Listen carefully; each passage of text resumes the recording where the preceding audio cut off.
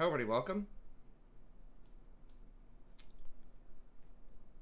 I messaged Jason, and we'll see. I haven't heard back from him yet if he's going to play another one or not. I was kind of waiting for him to get out of this game.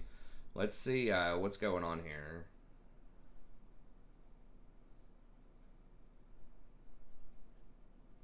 And then we'll play a few after that.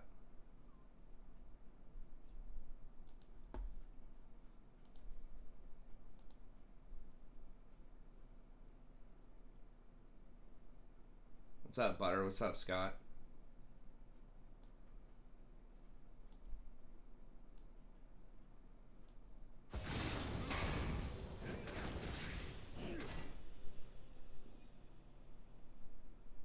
Oh, he just messaged me, probably. Oh, no, that was,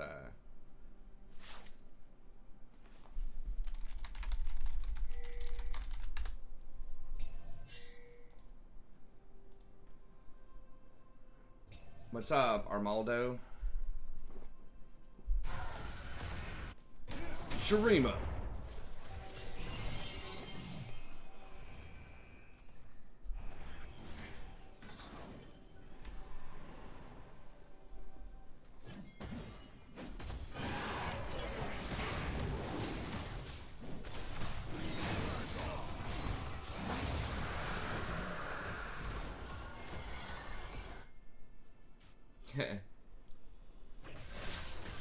Who's playing set? You or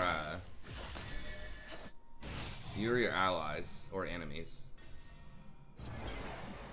I'm a.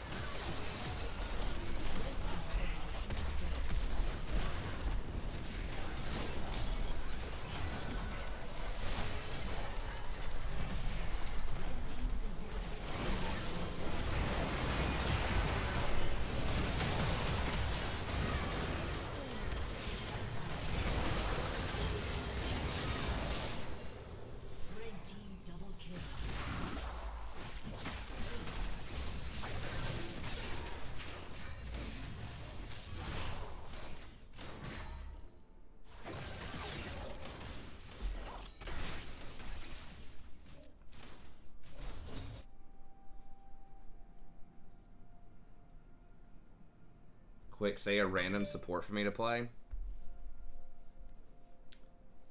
Lulu. Yo, what's up, Dylan? I guess we'll just wait on Jason. We might be waiting for nothing, but it's always a little more fun if we can get one game in with Jason. I didn't hear back from him. It doesn't look like he's in a game with anyone else, so that I know of. Wait, no, he is. He's in a game with Cody. Well, because I think Cody is blind skill. All right. Well, if he's playing with Cody, then I guess I probably better just go ahead and play. Yeah, he's in queue again with Cody. So, I don't know. I guess he missed my message or something. Okay, there he is. Yeah, that's fine.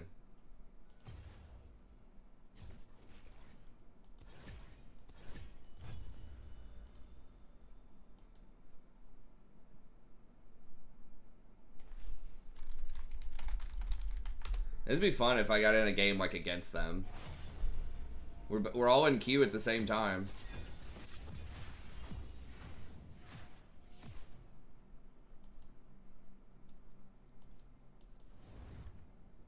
That might be why it disables your friends list.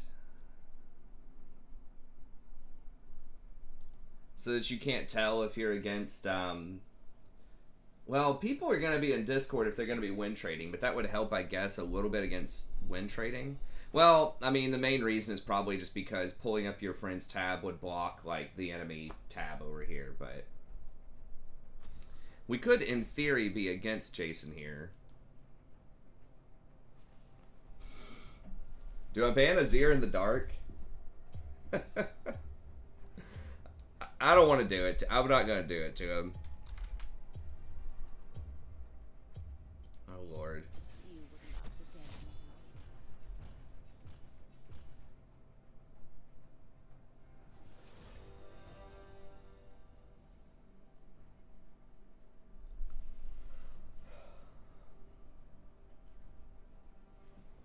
Alright, let's see what we're working with here.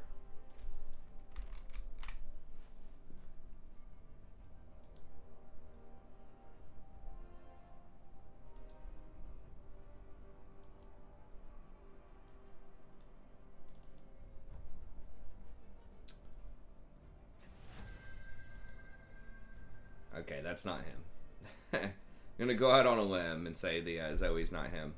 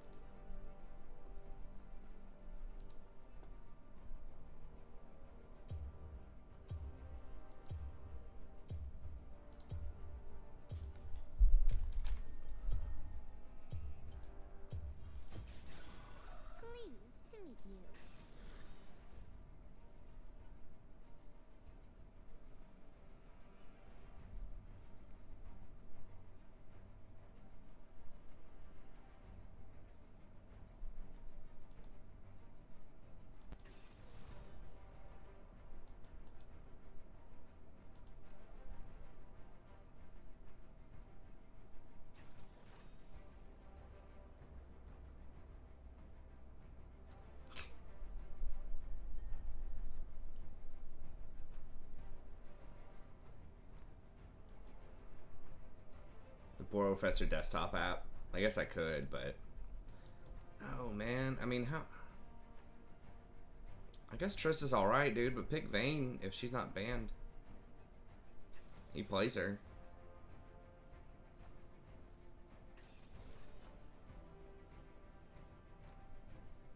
Rammus is kind of a pain in the ass.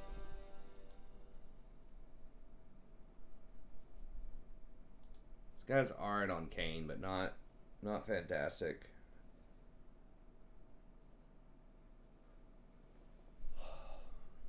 Oh, it's Rammus is something weird.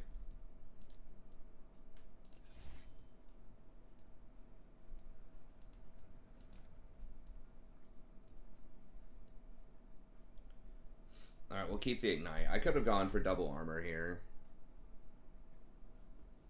We'll keep the Ignite because we might have kill pressure.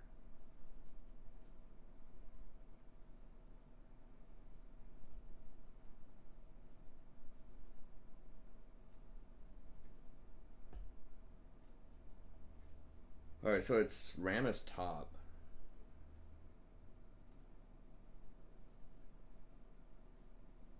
Into Teemo. Well, if Teemo can't win that matchup, I don't know what to say.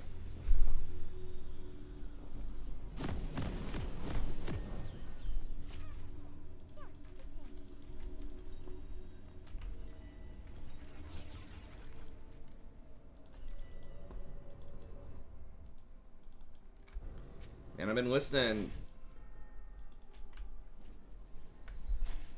to like some lo-fi hip-hop, grinding out some WoW.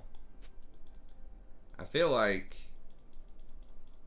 I mean, I wish I wasn't demonetized for it, just to listen to some chill beats on here. I guess there might be some free stuff, but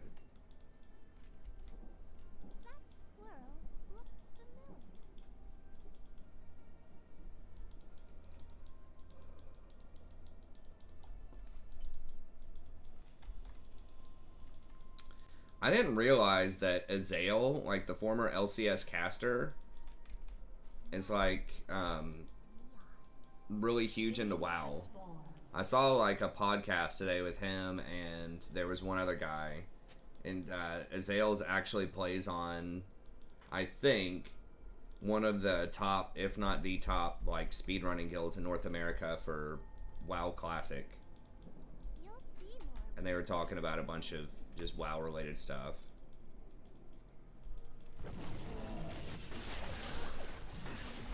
Which I thought was pretty amusing. I just hit level 20 today.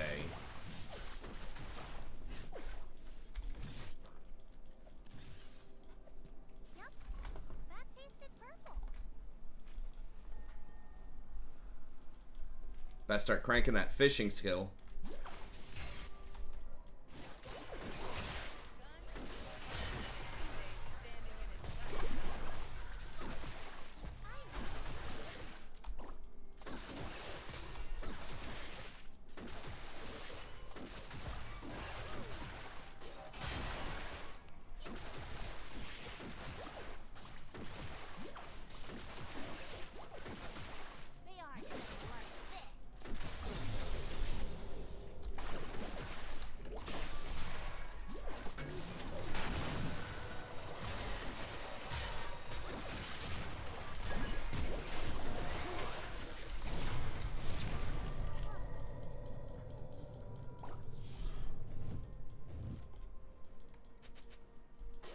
I don't know why he just didn't jump on Kench, like the person I was targeting.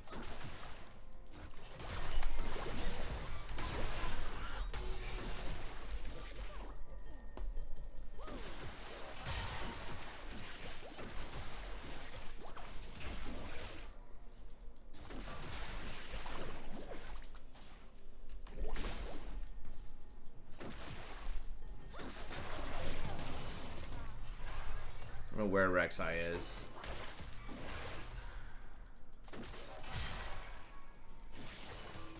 Okay, she's top.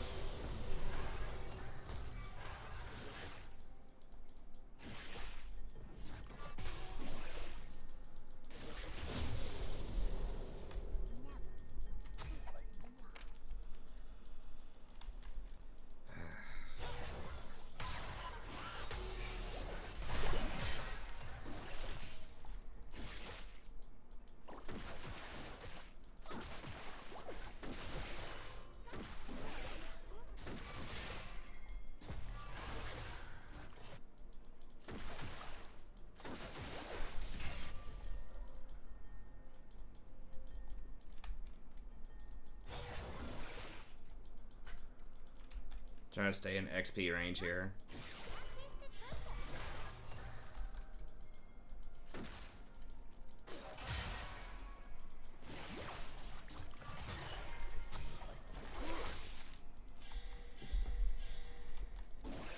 What's up, Deshane?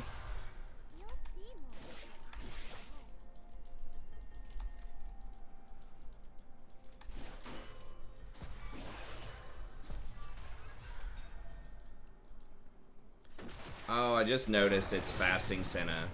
Okay.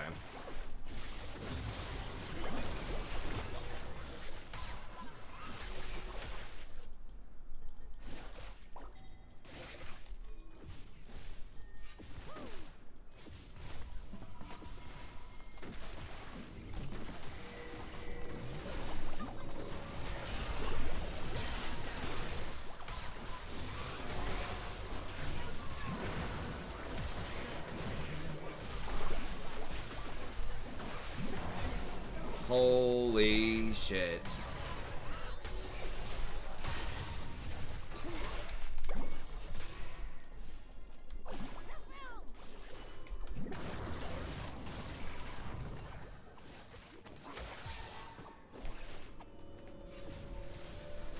I mean, there were like 50 minions under the tower. But yeah, I mean, he really should not have called for the gank if he's not going to go, though. That was pretty inconsistent.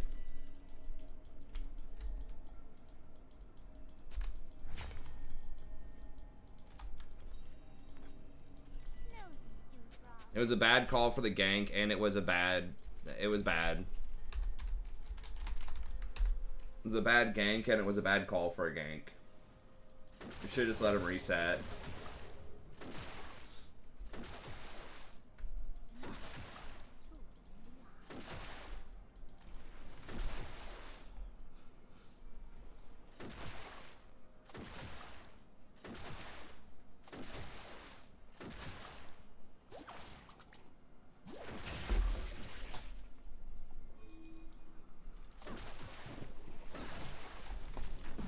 So many junglers just don't even pay attention to the wave.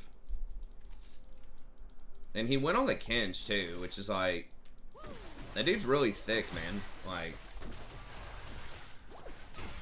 I mean, yeah, like, Triss should have probably gone in on that, but she's also right that it was, like, a ton of minions on the tower. She should not have called for the gank.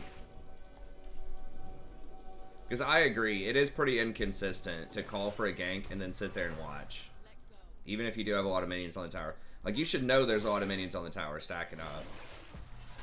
And the thing is, if he comes down for that and you try to clear the minions off the tower, they would have just backed.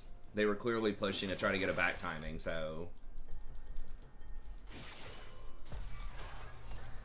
Yeah, that's what I heard, Black Falcon. It could also be the actual release date. God, dude.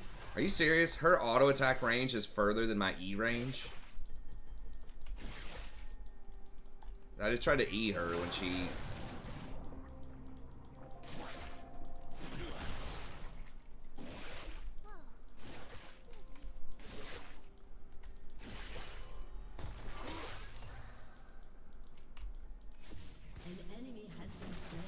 We are getting annihilated on CS right now.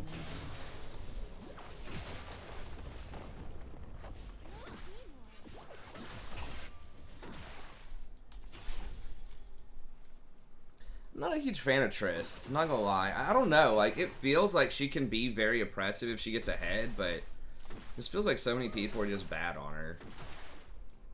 She just doesn't have that same level of, like, hyperscale, I feel like, as, like, Vayne and Kai'Sa and Jinx do. Because she's still single target. She's got the jump early on. So she's got some advantages, like, early on, but... The fact that she doesn't really do Hurricane, like, she does get attack speed later. Like, some of her big advantages are, you know, being able to work around CC with your jump.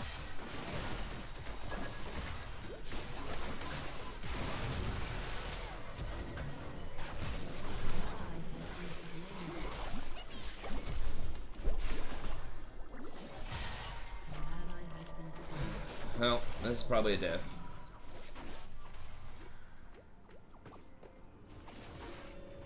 What do you mean no BC talk? TBC?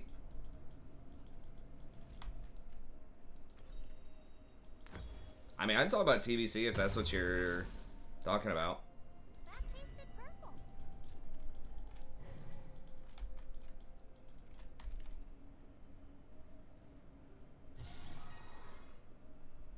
Ah, okay. Thanks, Black Falcon. I knew to go ahead and get the riding mount, but I didn't think about waiting on the mount.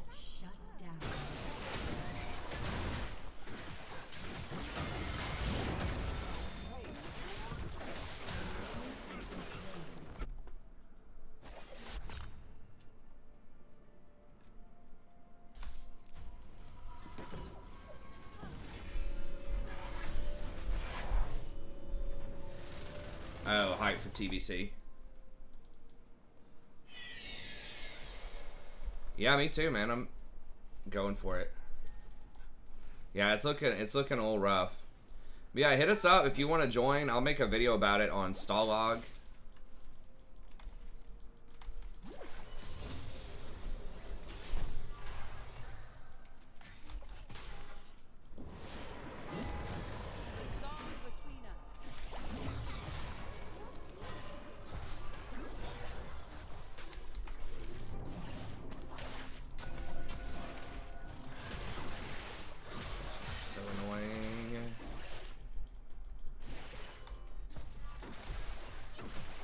Thoughts on Rel? She's okay. I am going to do a guide on her probably over the next few days. I know that someone commissioned a guide. I think it was last week. I don't personally win on her a lot, but because she does get hard countered by like enchanters, I think, especially Janna. But I think that she can be strong. She's good against like a lot of engaged champs, your Leonas and that type of stuff.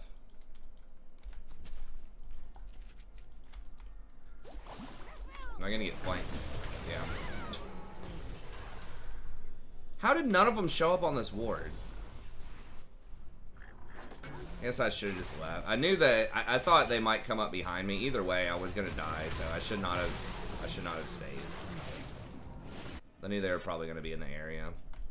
Again, boots too. Like, you notice the vast majority of time, if my ADC like rushes boots too, we lose.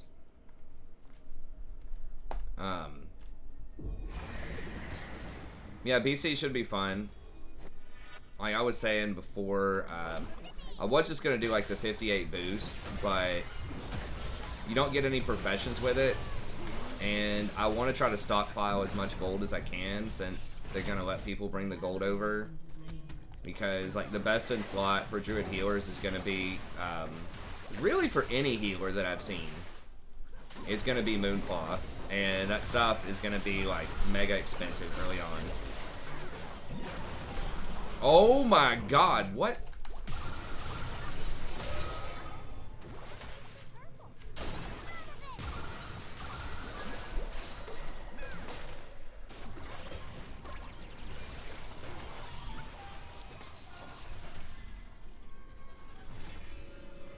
Moonclaw's gonna be mega expensive early on, and I'm doing like herbalism and skinning too until I get enough gold to afford the, I think it's 22 Mooncloth for the Mooncloth set, and then the White Mend, if I want to add those in there, is going to be another like 20 on top of some Primal Mites and stuff like that. So I don't know how much it's going to be. I think it'll probably be somewhere around 500 gold for a piece of Mooncloth. It might be less, but you know, that would put me at needing like 30,000 gold or something to buy all the mats for those items.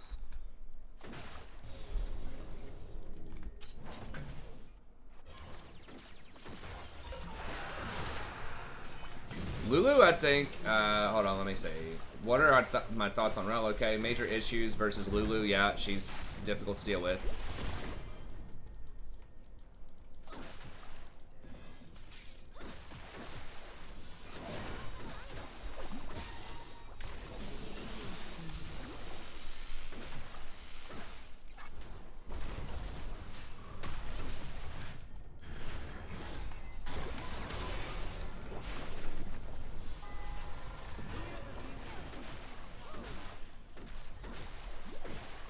So yeah, so I'm just trying to crank and get as much money as I can. And I'll probably keep those professions and try to crank money in TBC, and then I'll get rid of one of them, most likely skinning, in order to pick up tailoring once I can afford the mats. Because just doing that the traditional way, like just trying to make my own mats, I can only get 2 Mooncloth every 4 days if I start tailoring. And so that would take 4 times 20, 80 days, like 3 months to get all the mats. Organically, just me building them, or at least the Mooncloths. So, but the thing is, like every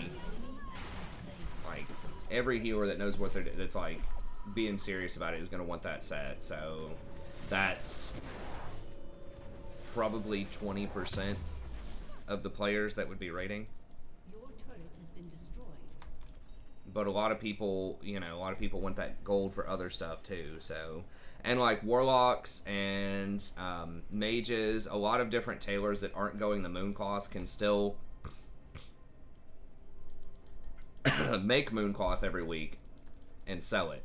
Or every 4 days they can still make a piece of Mooncloth and sell it.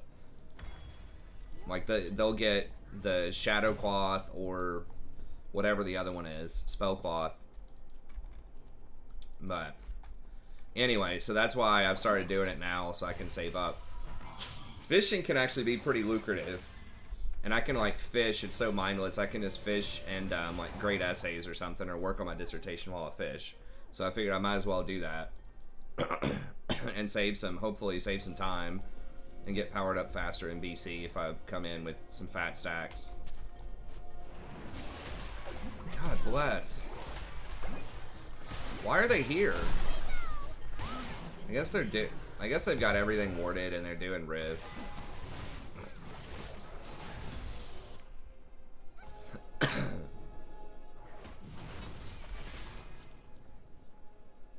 Why did she move so fast? Like, I know she's got swiftness. And then when she auto attacks, she gains some extra speed. I guess the glacial augment with the slow.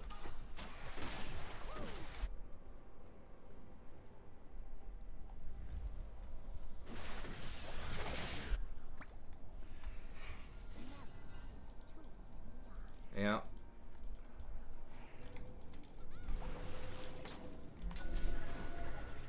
I mean, you're gonna run into that, Kamoy. If you're playing on new accounts with newer players, like, there's gonna be people that are not good or that are making mistakes, man. I mean, that's what you're signing up for when you make a new account. I mean, that sucks, but like, that's I mean, that's literally what you should expect to see. Is a bunch of people that are either like brand new or Smurfs.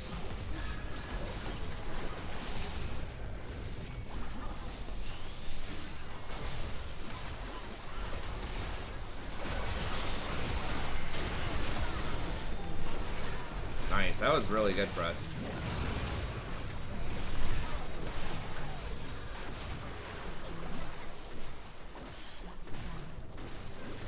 Okay, maybe the game is salvageable. I thought it was pretty much over, but...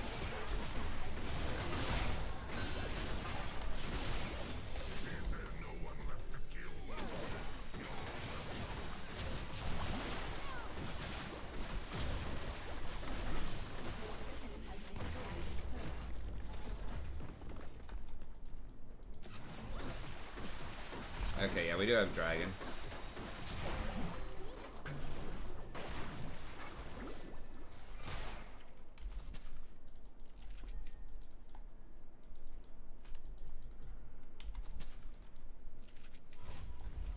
Okay, they should have that under control.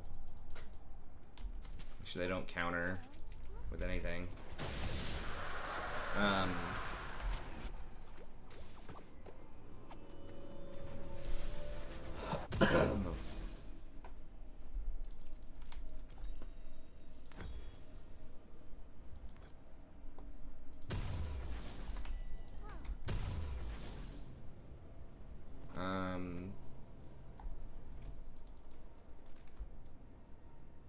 That's true, yeah, if you went tailoring,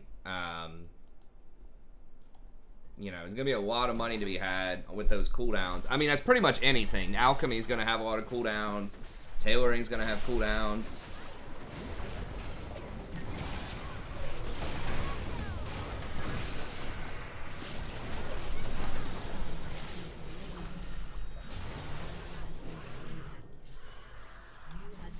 It's been so long since I've played against Kench, I forgot. We gotta be worried about that.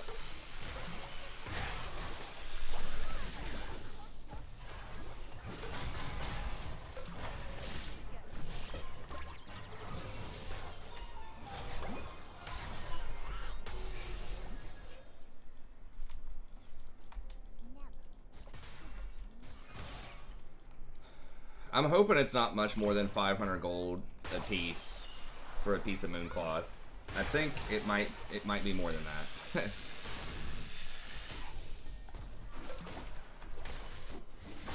Yeah, they are nerfing drums. People will still go for it for drums, I think, a lot, but so drums are still going to be good, but from what I understand, they're most likely to make it to where anyone who has benefited from drums can't benefit again for 2 minutes.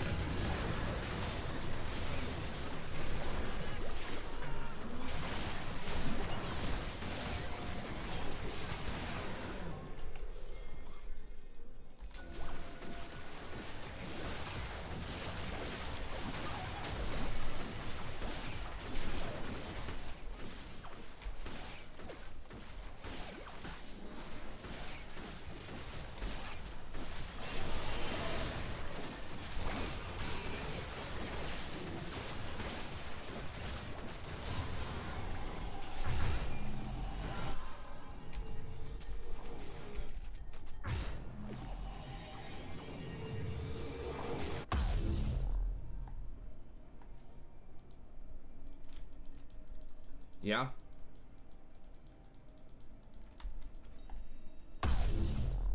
I'm gonna eventually like turn into tailoring and start using those cooldowns.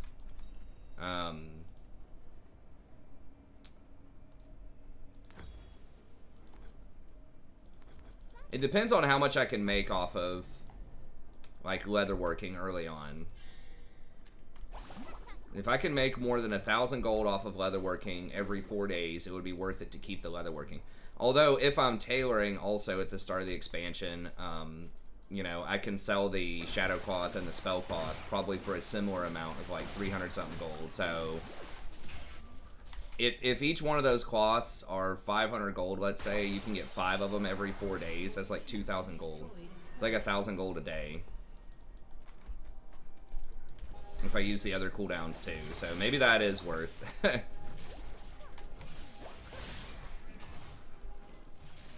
Depending on how much they are. If they're 300 gold each, that is like 300 gold a day. Nice. Damn, need to hop on this Diana's back. Thank God she's doing well.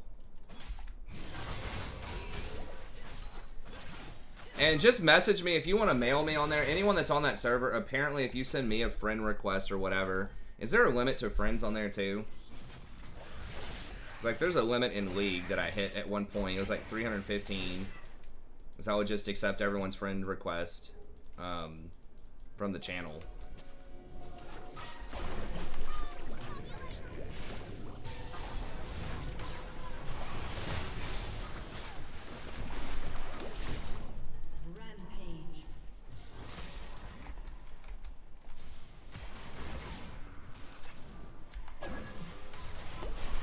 Oh, it's just Teemo and Ting. Okay.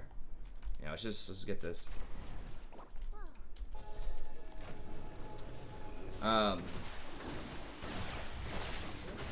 But yeah, it seems like that might be more. I mean, then again, if like stacks of.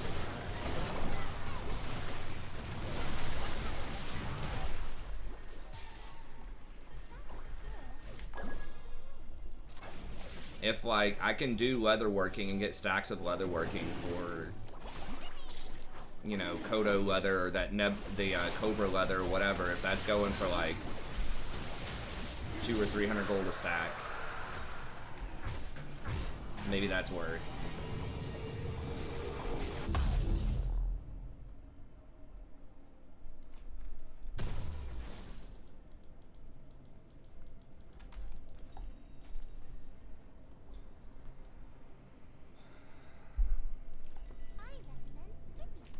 I don't know. We'll see how much it is. I could try to sell the cloth, but it's going to be at a high premium for a while, and I want to get in Karazhan and start gearing people up.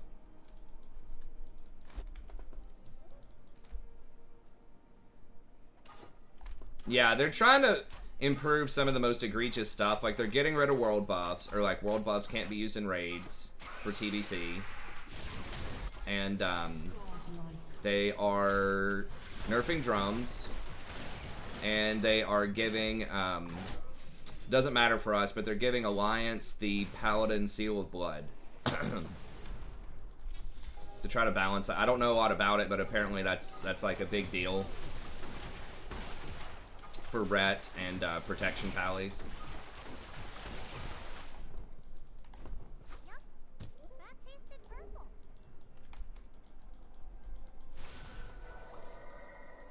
Wait, why did he just burn heal? Was he just typing? I hope that was just an accident, and he's not trolling.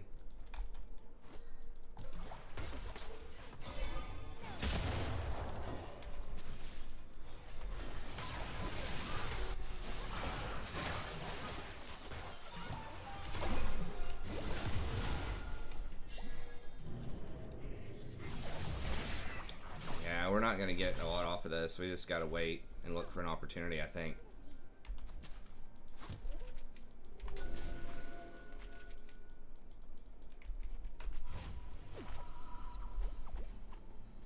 Yeah, if you want to come back, Dylan.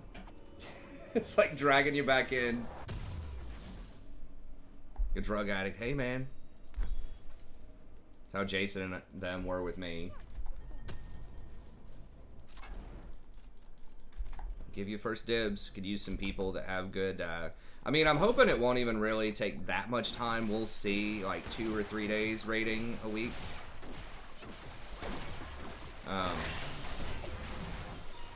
Yeah, I'll give people, obviously anyone from the channel first dibs on a, you know, one of those boutique, like, one of classes. So if you want to be the Moonkin or something, you know.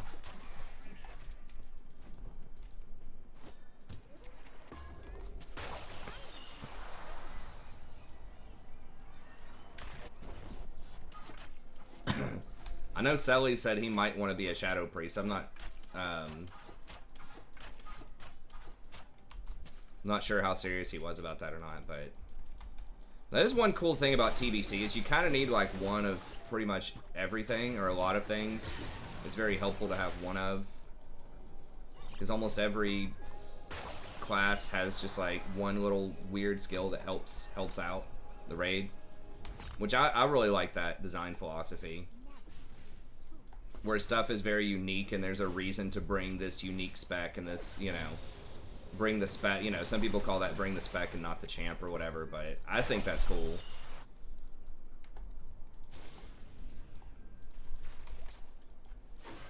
He plays retail. I'm sure he played back in the day. Or he used to play retail. He's recently taken a break from retail, from what I understand. He'd been playing WoW for the last few years instead of League, and then he's recently come back to League after taking a break from WoW.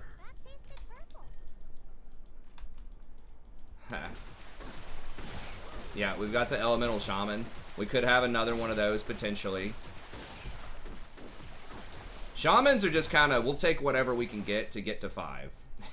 So, Ellie's are good. One Ellie's definitely good, but if we can't get like 2 restos or 2 enhancements, we could have a second Ellie, and I don't think that would be terrible.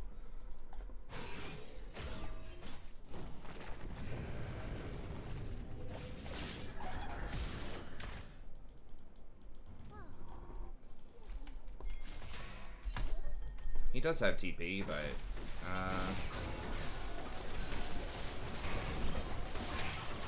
he's dead.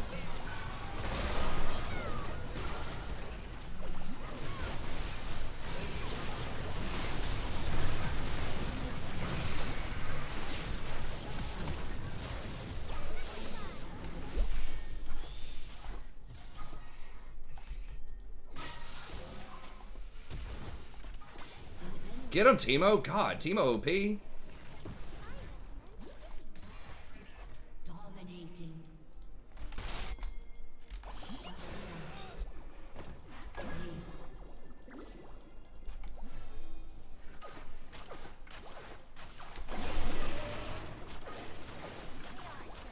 Teemo OP confirmed.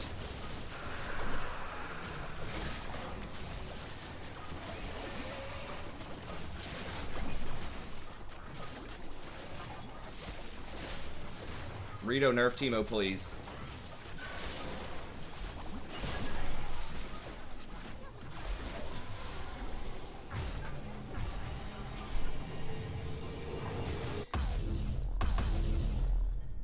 Ellie is, yeah. It's just usually, I think, like, the group mix makes better sense to have 2 enhancements, but it kind of depends on what your group is. If you have, like, 2 groups of, like, warlocks and mages, then Ellie's are going to be better, but if you have, like, one kind of melee tanky type of group and then one, like, other melee group, like rogues and warriors and stuff, then 2. But really, I don't think it matters that much. I think it's much easier to gear out an elemental shaman than it is an enhancement. The enhancements are going to want stuff like Dagger Spine Trophy, which is a no-no. Like, enhancement's kind of awkward because it's competing with the hunters for a lot of that gear. Although they're actually, I don't know if that's true because, like, I don't know. I would think, because, like, enhancement, you can build your weapons with blacksmithing. You can build those hammers, so you don't need weapons, which that's pretty nice. And then, like, the gear sets on shamans are all pretty good, I think. So, like, tier 4 is good there.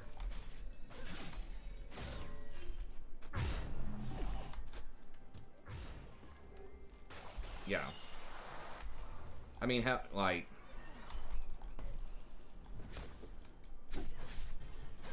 If you have multiple healers, if you have to stack a bunch of shamans, the healers are probably the best ones because, like, the Mana Tide Totem, you really can't get enough of those, you know what I mean? Like...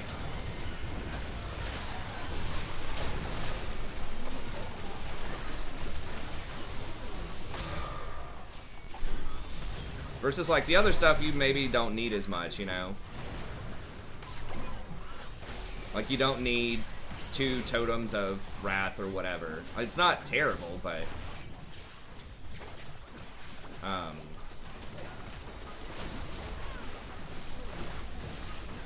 Like, the healing is, like, pretty good, you know, for the most part. And then having multiple Mana Tide totems is just super good. I think the preferred, if you have a DPS warrior, the preferred is arms, but it depends on how much other physical damage you have in the raid, because they give a buff that's like 4% extra damage, physical damage, with deep wounds.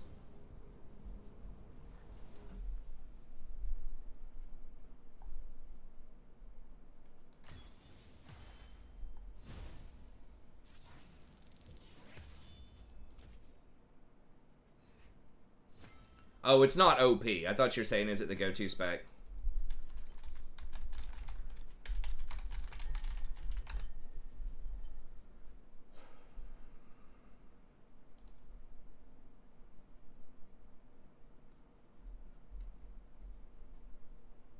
But no, it's actually like a pretty mediocre, I think, class in general if you're like DPS warriors. Later on, they can be Resto Shaman. It's just kind of spamming Chain Heal. True. I mean, a lot of factions are like their rotation, or at least like a lot of the kind of top end stuff, their rotation is pretty straightforward, we should say. Like Warlocks is just like literally spamming Shadow Bolt. Hunters, there's like a 1-button macro. Oh yeah, in Classic, it's kind of the script is flipped. Warriors and Rogues were like super OP in Classic, and they're really not in TBC. And there's several reasons for that. I mean, one of the huge one is you have to move around a lot more. The encounters are more sort of complex because there's only 25 people in a raid.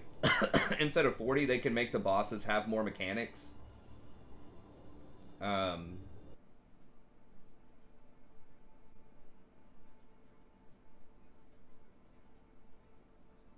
don't know if warriors fall off. Like, I think they actually get better in later tiers, but they're really weak early.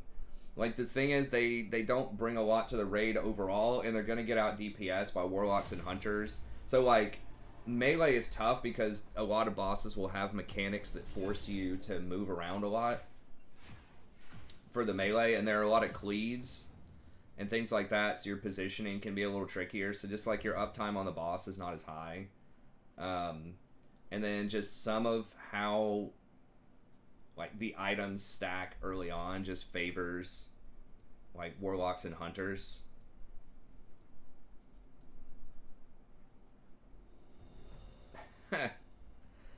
So it's not like they can't play or they're like unplayable. If you're really good on it, like they definitely can work, but it's not a stacked class. Like you would not want a lot of it, and you're probably doing someone a favor, you know, by bringing them to raid if they're a Fury Warrior, or they're just like really like overgeared compared to your other people in that class, right? Like everyone else is showing up in Dungeon Blues and they've got their, you know, they've got their best in slot stuff or something like that, you know. But I will say, like, the most important thing in general, I think, as far as like rating, is that just showing up, having a good team mentality. Hey, thanks for the sub, I appreciate it. Showing up and having a good team mentality is number one, like, for sure. I think, like, I would rather have somebody that's a Fury Warrior that shows up. You know, they've got their consumables, they're learning the class, they're trying, they've got a great team mentality, over like a diva warlock or hunter that's like causes drama, and, you know, stuff like that. So I will say that that's number one. Or that flakes on you all the time. Because I think you can get it done, right? If you have multiple Fury Warriors or Rogues or whatever, I think you can still clear the content. It's just like all else being equal, they might be at a little bit of a disadvantage early. But I don't think it's as exaggerated as people make it out to be either. I think that if you're really good on the class, you can come close to like Hunters and Warlocks. It's like you're just sweating. Like you're working way harder for it. And the odds are stacked against you, but you can do it. Well, it's like it's no utility, but it's also just lower damage, just straight up, than on a lot of encounters than Warriors and Hunters. Like, because Hunters don't bring a ton either, as far as I know. Like they buff up other Hunters with their BM, little buff they have rolling on, but it's not like Hunters and Warlocks are overflowing with utility. Warlocks do a lot with those, like, at least a couple of their curses. Curse of Elements and Curse of Recklessness is pretty huge for the raid. But it's not like they're overflowing with utility. But they just put out big damage. I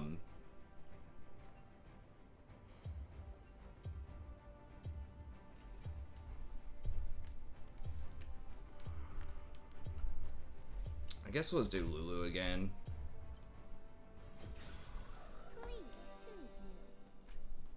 I kind of want to do Maokai, but I need, like, a good knockup. Wait, what's going on here?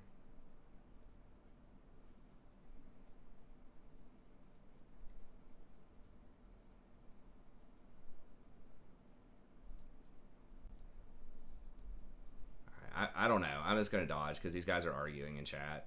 I haven't been following it, but I'll just use a 3-point dodge on it.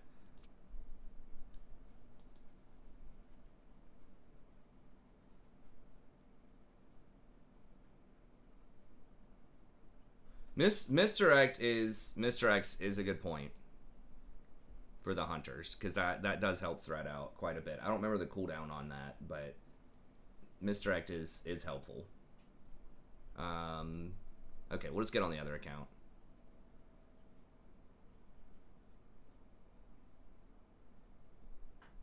Yeah, of course, playing a little I talk about all kinds of random stuff while I'm playing League.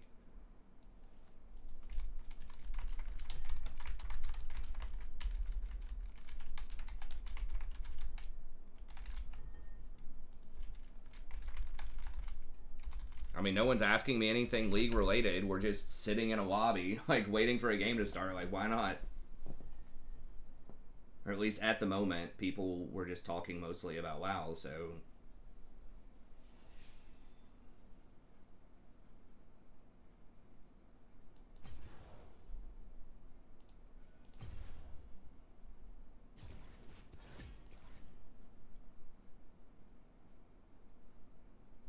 Oh. Did I? Sorry, I don't have it up on the side. Let me pull it up on the side here.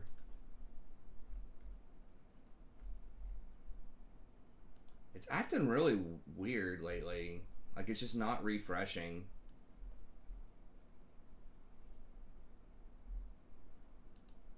Let me do all chat.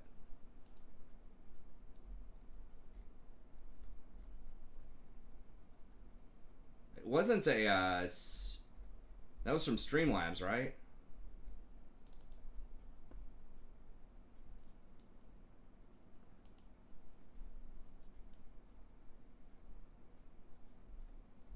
I don't see it, but thanks, Mean Bunny, if you donated something. I don't know why it's...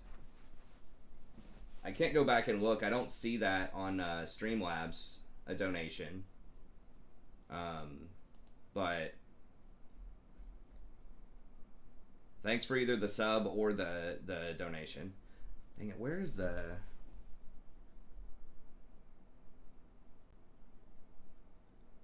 They've changed around these tabs so much. Analytics? Okay. Is that it? Okay, there we go.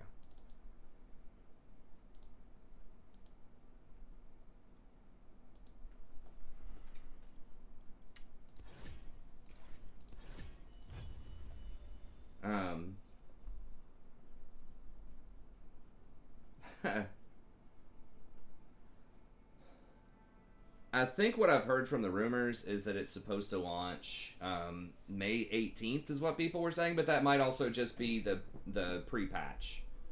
My guess would probably be that they do a beta, like an open beta in April, and then they do a pre-patch.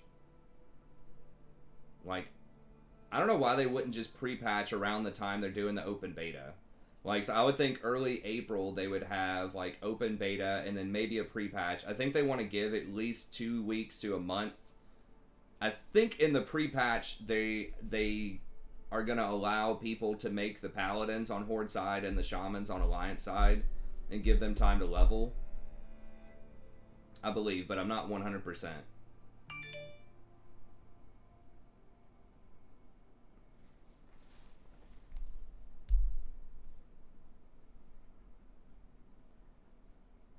But I hope they do allow the paladins and stuff to level, because I don't want them to feel like they're left in the dust when it opens up, or they're penalized for playing something like that. I know that Black Falcons want to play paladin, be a paladin tank. We're gonna have to figure out how we want to do Karazhan and how we want to split that up as well, because we're gonna need at least 2 Karazhan groups, if not, I mean, ideally 3.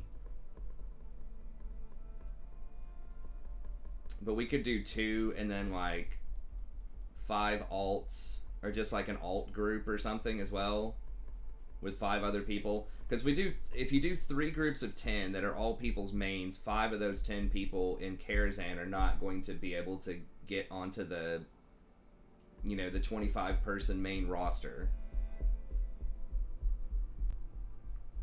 But at the same time, we need to have subs. Like, we need to have, if someone misses a night or whatever, and that will happen, right? People are going out of town, or they got family, or, you know, just whatever's going on, somebody can't show up. It's really nice to be able to tap somebody else and say, hey, you want to come in,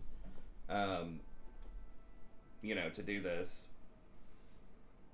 What support do you think has the ability to carry a trash team in low elo? Well, it just depends on what, like, if it's a really bad situation, if everybody's, like, hard feeding, then it's going to be hard to win.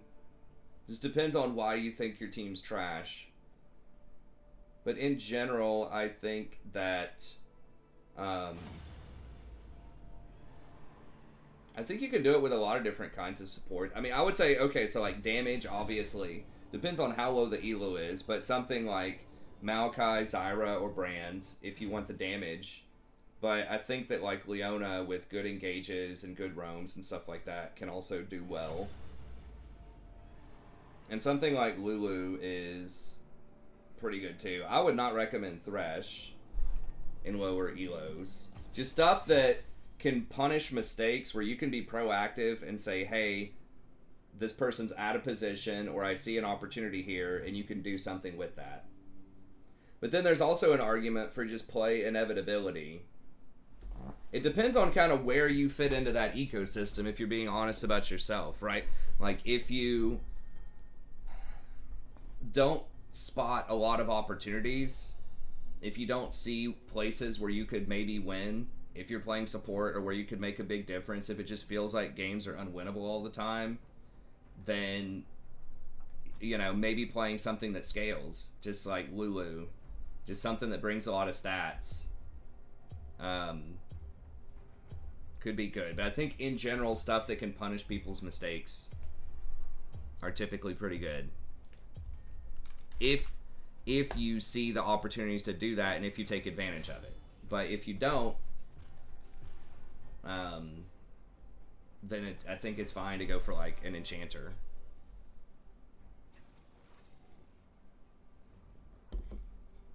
So it just kind of depends on, like, what particularly you think might be holding you back, and, like, kind of what your strengths and weaknesses are as a player to some extent. But the common answer is build damage. So that's what most people are going to tell you to do, is play Zyra, play Brand. I would include Maokai in that list, and just try to do a lot of damage.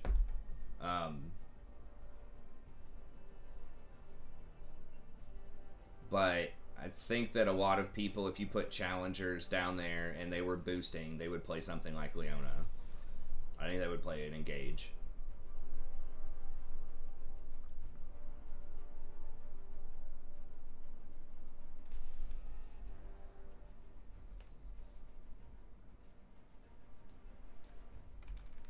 Although, like I said, Zyra and Brands are definitely going to get a little bit better down there, too.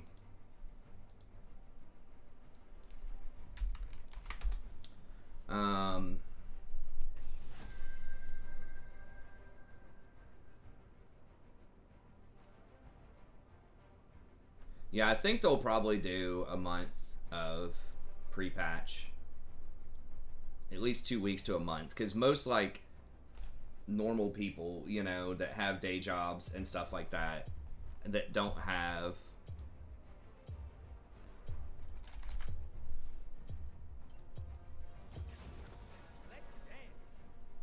that aren't going to buy boosts and just don't have, like, a legion of people helping them level and stuff like that. I think that at least 2 weeks, if not longer. You know, John, who's 35 and works a 9-to-5 job and has 2 kids, a wife and 2 kids or something like that. I'm not saying John from the channel, I'm just trying to think of a generic name.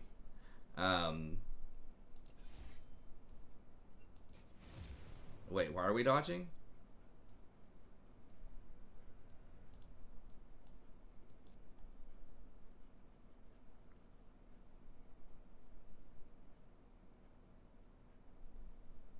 Oh, one of them doesn't own the other champ or something?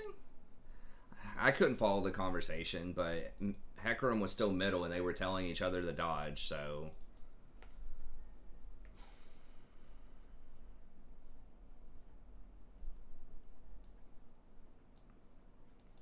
Blitz is alright. I'd rather just play Leona if you want to play Engage, but...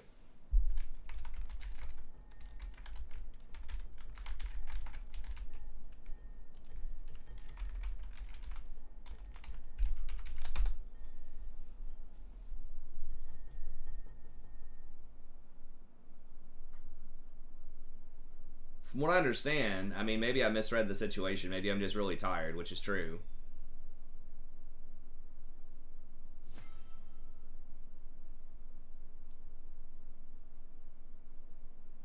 Yeah, they're definitely doing that, but I think... Oh, okay. Okay, so yeah, they screwed up, so someone had to dodge. So we were gonna have, like, Katarina... Oh, okay, they were switching, like, so, like... The jungle player was gonna play mid with Katarina, and the Hecarim player... is a mid. So basically, they auto-filled themselves because they couldn't switch. I mean, the Hecarim still had Ignite at 1 second left, and Katarina had Smite. So I don't like Alistar that much. I know he gets played in pro, and I've definitely lost to Alistars before. But I'd rather just play Leona. I just think Alistar a lot of times just doesn't do enough damage, doesn't have enough CC. Like, he's got a great engage, but if the fight's not over in like 3 seconds.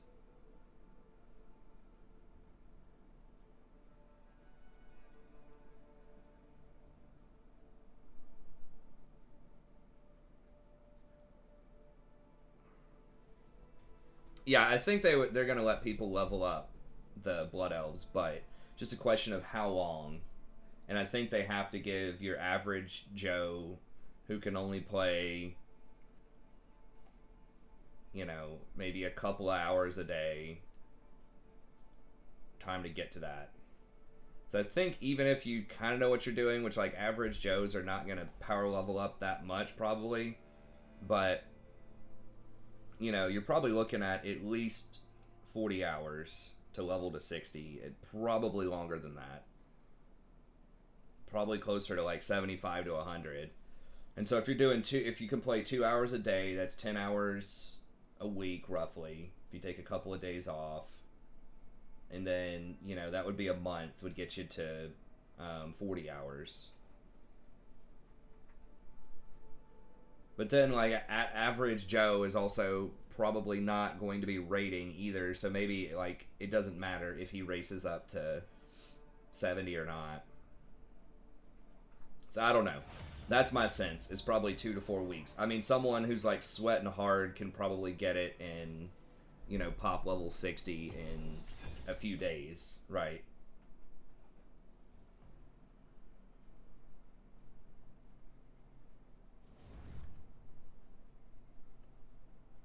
But yeah, they don't, especially for like the world first people and stuff like that, they don't want their,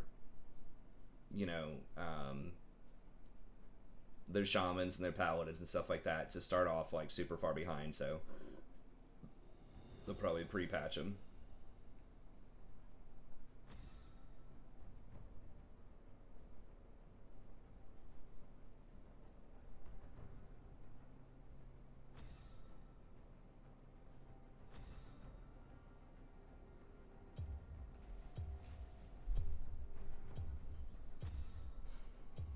I need to get a bank alt and just go ahead and just like have somebody like hold materials for me so that I can just like have tailoring ready to go, because it's pretty cheap on the auction house right now. I'm trying to sell cloth and just like, I thought people might start stocking up on it, but at least on our server I don't think they are, or they're already stocked. But yeah, just having all the mats I need to just immediately pop up to 300 tailoring when I decide to pull the switch on that would be nice, because there probably will be some price gouging. Jen. Alright, I'm just gonna pick Lulu anyways. I kind of want to go Maokai, but I don't want to give them Lulu. Like, because if they pick Lulu, Vayne, or something like that, we're just gonna be in such trouble. World record 1 to 60 in Classic is just over 24 hours. Yeah.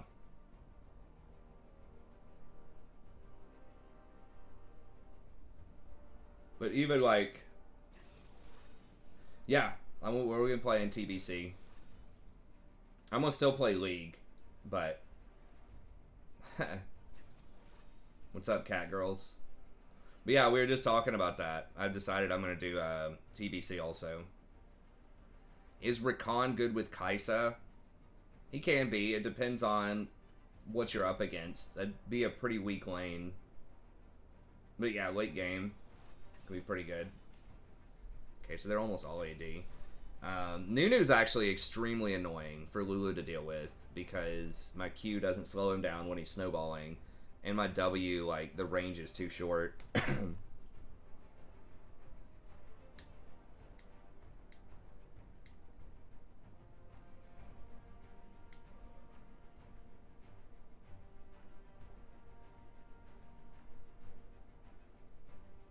Yeah, so if you're thinking 5 days played, that's like 120 hours.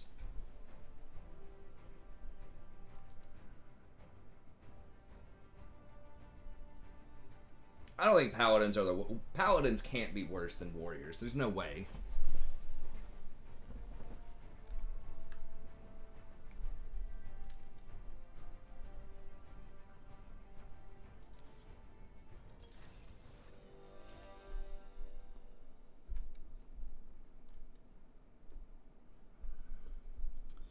This is what I do on Lulu. Just kind of a Guardian build.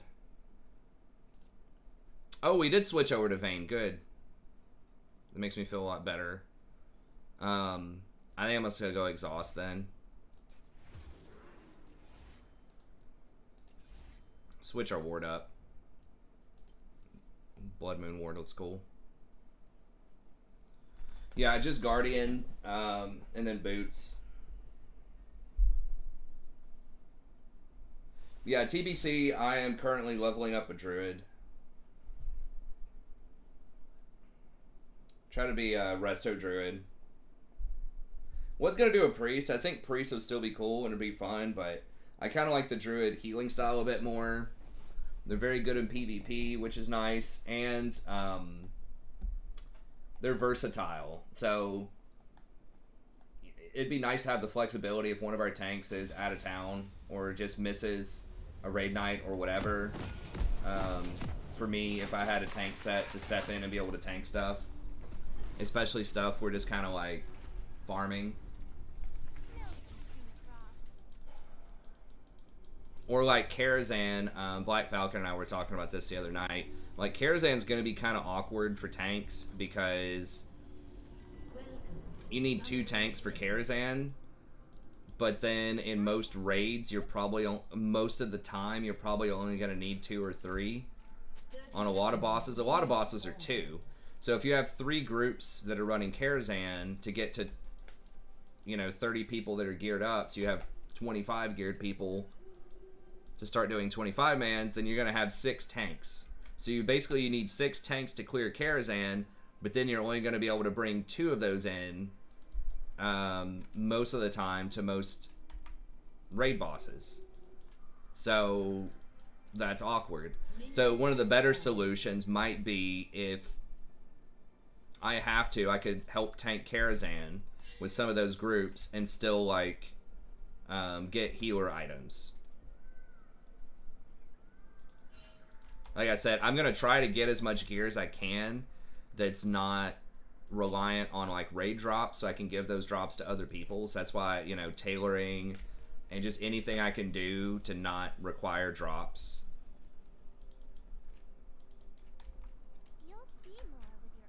You go Moonstone first item on Lulu? Yes. So yeah, that's going to be awkward. So it'd be nice if like we could have some hybrid classes to play those tanks. Or like I said, if someone has like a tank ult or something. Oh my god, are you serious?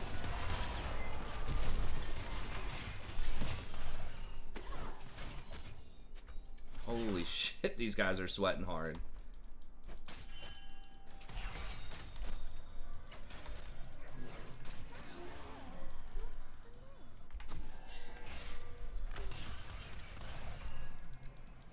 So yeah, that's gonna be a little weird. So that's why having like, well, I mean, I guess with warriors, like if we do have a DPS warrior or whatever, if that is one thing they bring to the raid potentially is kind of that versatility.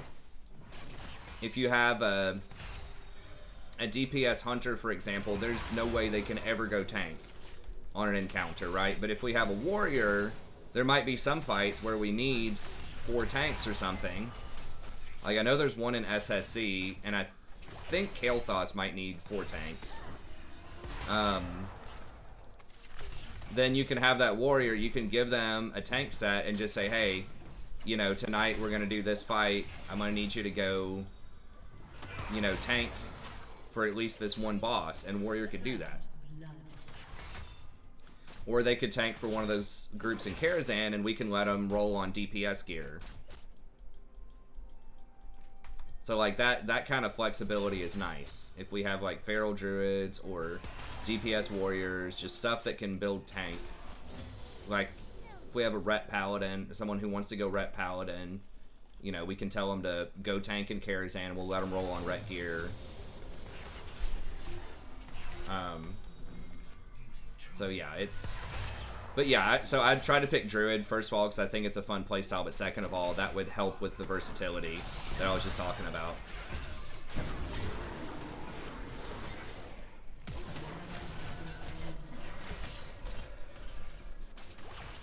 I just could not get in range. That trap slow was pretty brutal.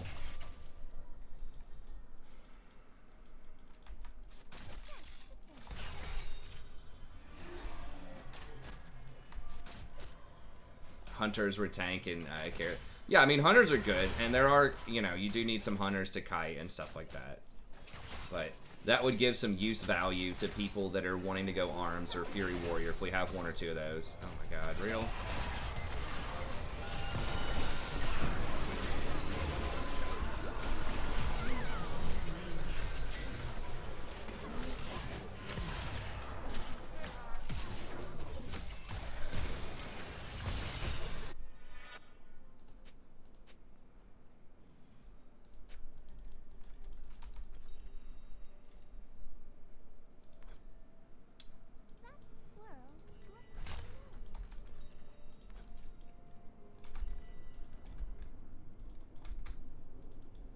I'm just talking about WoW because that's the new topic people are talking about, man. That's it.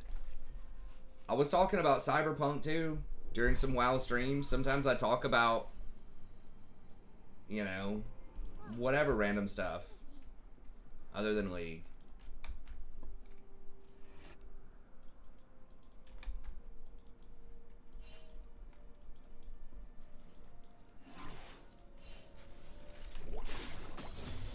I mean, what do you want? Like, no one's talking about League stuff other than just the standard my team sucks. Like, it's like, okay.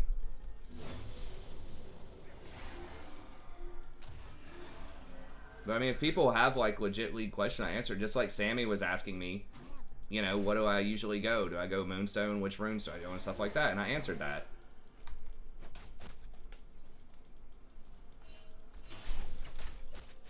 But I mean, if someone has like a legitimate question about, you know, League or whatever, then we can do that. Or if there's something like particularly interesting going on in the game, right? Like right now we're just getting camped by Nunu. It's sort of the standard story.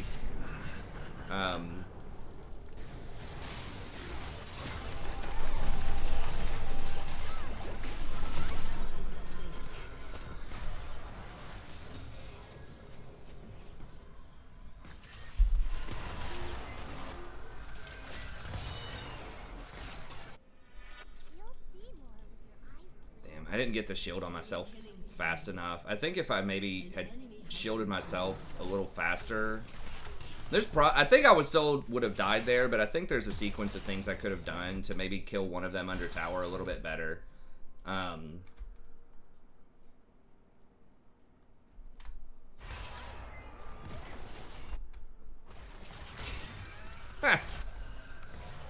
That's right, Duck. Let's talk about they stack the game against certain people.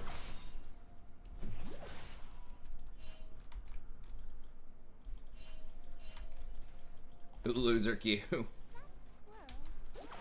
No, but League's still a great game. It's just, I mean, it's fine. Like I said, if people want to talk about League, I'm still going to make content, you know, for League. I know I need to still do the patch preview, and I have a couple guides and things like that I'm going to do. And I'm still going to be playing League all the time. It's just talking about, you know, random stuff sometimes.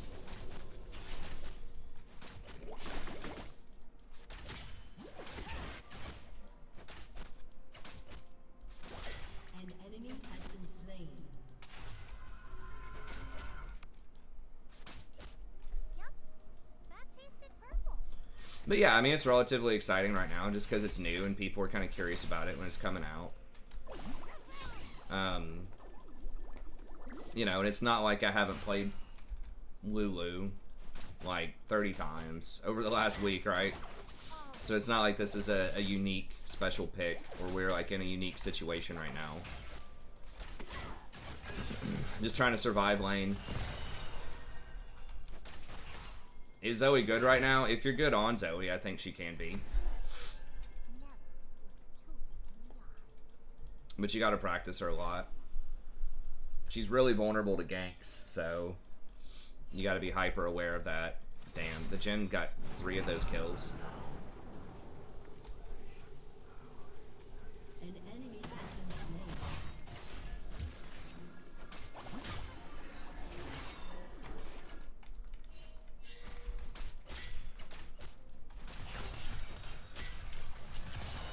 I still think, I don't know if you just think he's boring or what, but I still think Malzahar is what I would recommend, or like Annie. I think you had a good win rate on Annie, right?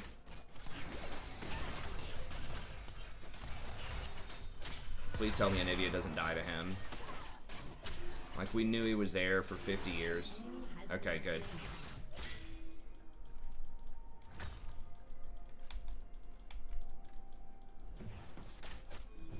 Yeah, I don't know about Everfrost on her. It seems like it would be good. They are buffing Luden's next patch, I believe. So that's good, because I think that's her core item that she usually gets. 2-0, okay. Well, I mean, if you're winning on her, go for it. I think she definitely has the potential to be really good. It's just the skill cap on her is pretty high. I mean, she's balanced around. She's one of those champs that's balanced around pro.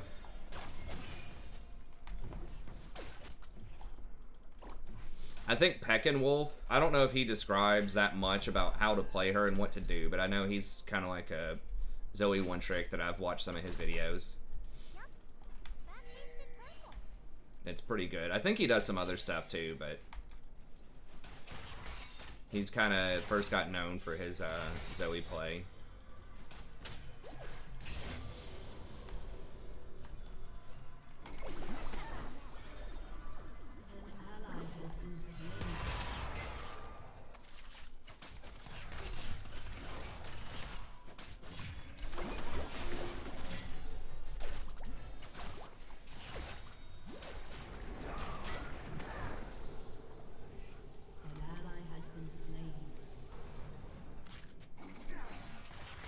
Did they lower the cooldown on that or something? I feel like maybe they did.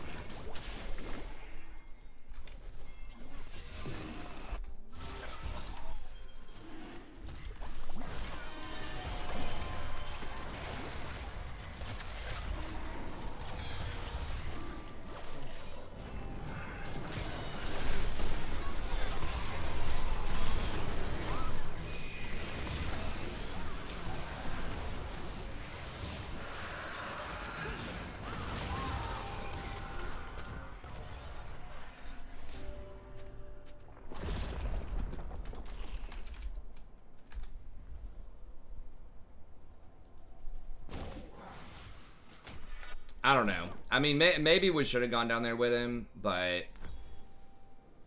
it also wasn't necessarily obvious that we were going to be able to crash that Rift Herald. Like, it was pretty close to getting stuck on a wave, so I'm not sure that using Rift was a good idea in that situation.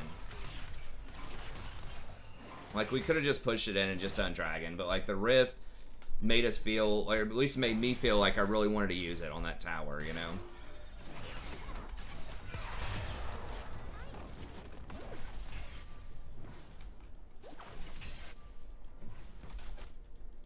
If he hadn't used Rift, I think I would have rotated down to try to do the Dragon.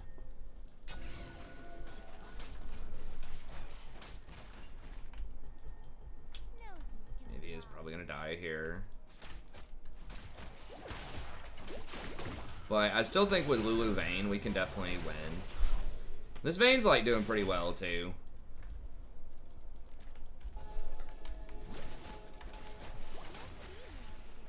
Wow, she lived? Alright, I'm impressed.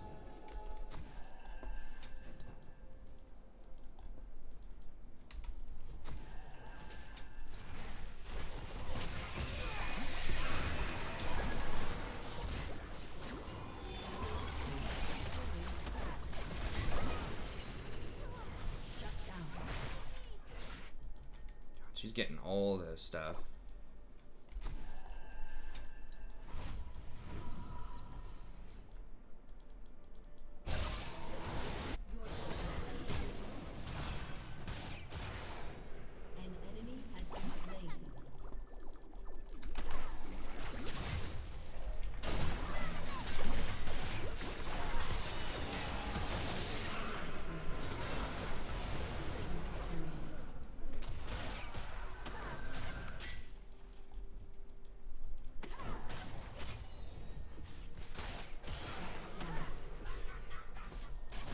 Why would you run that way, dude?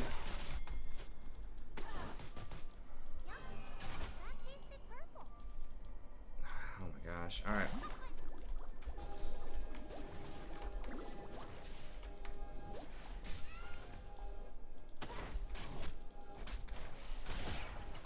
Dodging. I mean, there's no limit as far as safety on dodge. Riot's not gonna get you for dodging too many games. You know what I mean?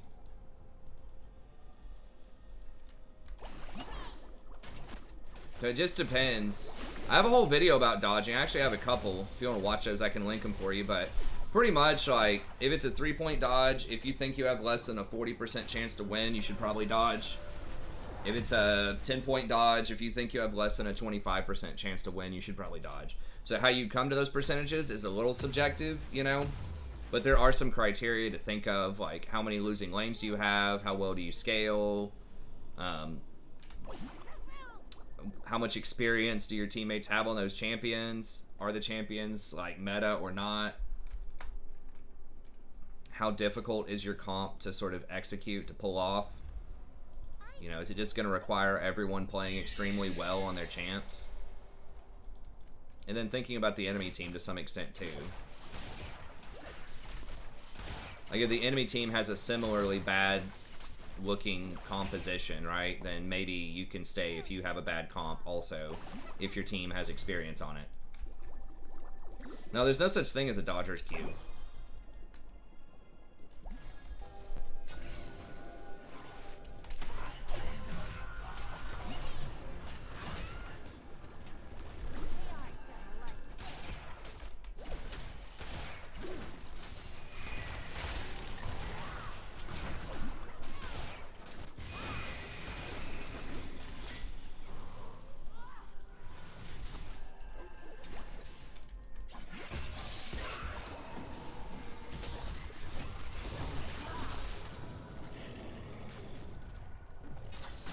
What?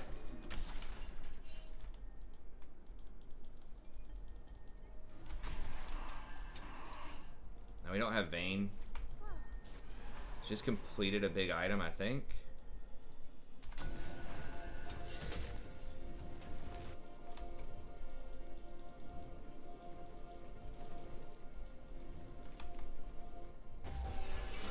They're gonna pressure mid.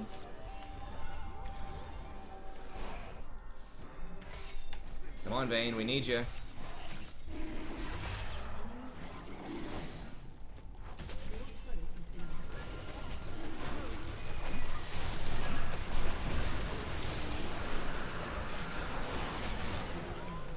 And he got the dragon, though. Sucks. I wish Vayne would have come up a little bit earlier, but...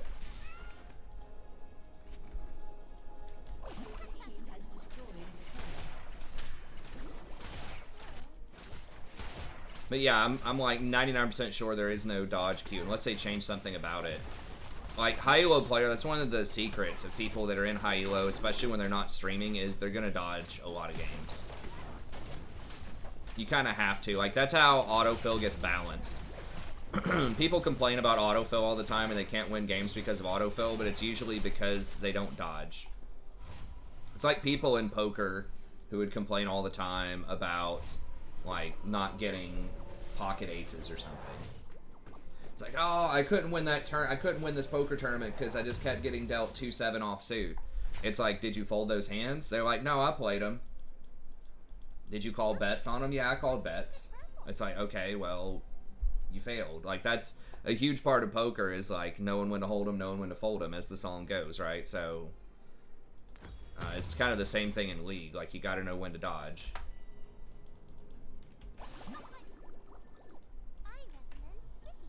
I think. I mean, some people, you know, disagree with that and they just want to play every game, and that's fine. I mean, you can win playing every game, but you're probably going to drop your win percentage by at least a few percent if you play every game.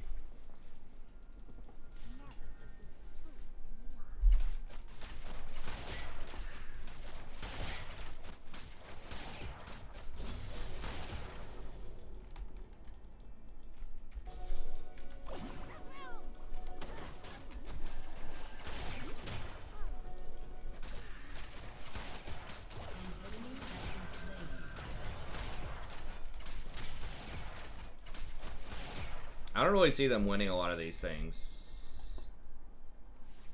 Isn't it Nunu right there? I thought I just saw him.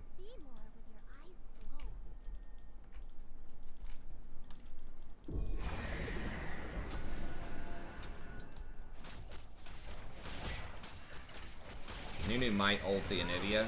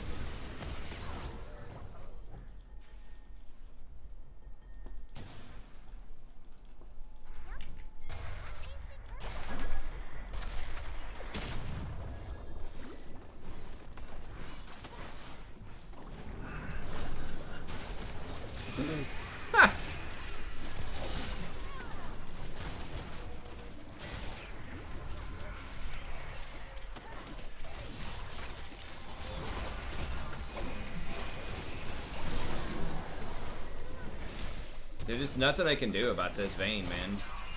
With me, like, backing her up.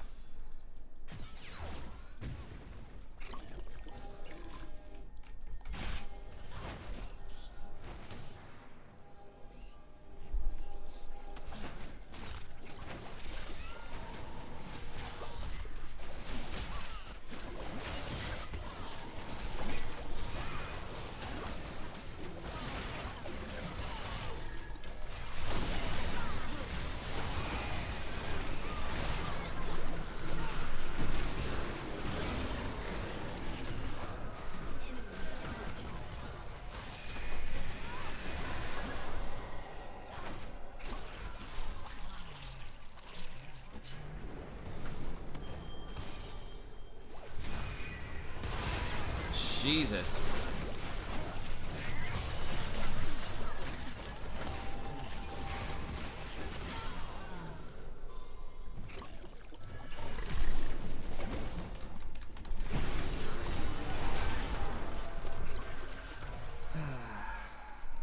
And they should have gone up the ramp.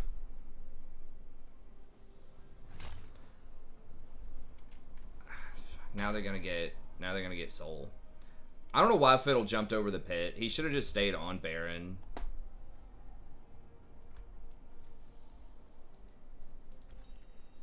Your turret has been destroyed. Like, whatever, just let Nard die for Baron, but he basically inted instead.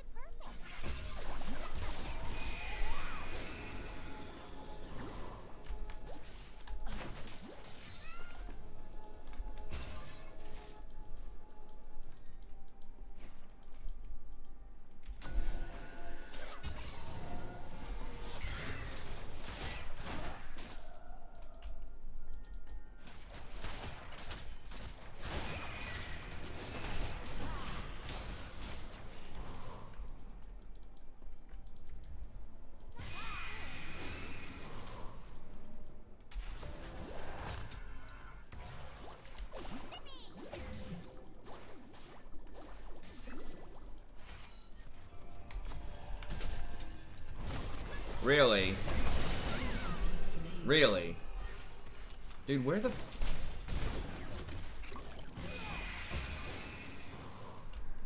Nunu's such a pain in the ass champion for Lulu to deal with. If you don't have any other tanks on the team, I get like Anivia's should be pretty good with that wall, but Towers of Hanoi logic puzzle. I'm not sure what that is.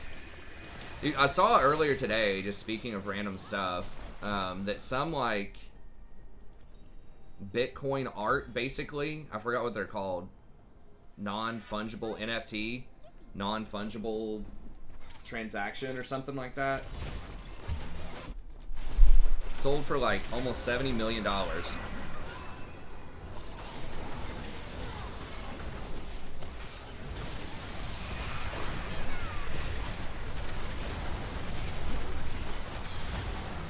What the fuck is that damage?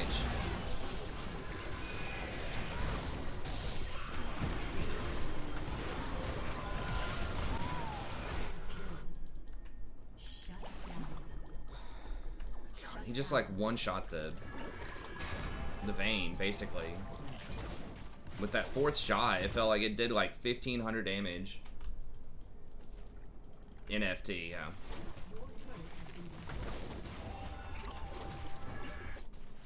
Yeah, there was some like art that went for like almost 70 million on NFT. It looked like a Pollock.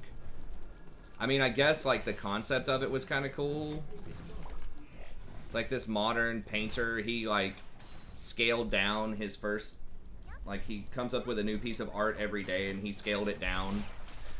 So he had basically 5,000 pieces of art on one piece of art that was like scaled down to little pixels. So I guess the concept there is kind of interesting, but there's just people out there just way too much money for stuff. I don't know. I mean, value is subjective.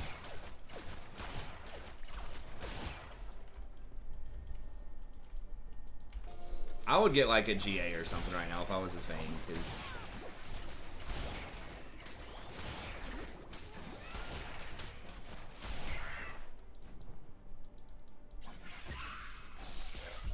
it probably does. Bitcoins and NFTs and stuff like that require a lot of electricity, from what I understand. I'm not an expert in it, but heard it's definitely not super environmentally friendly.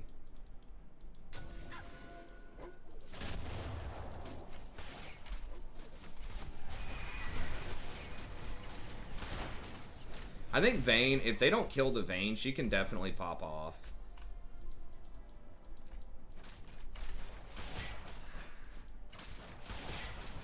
Gragas is right there.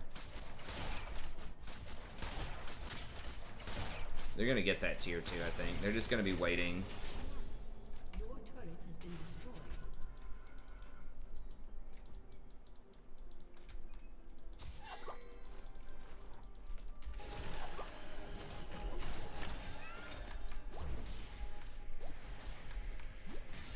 I don't know about using that TP, man.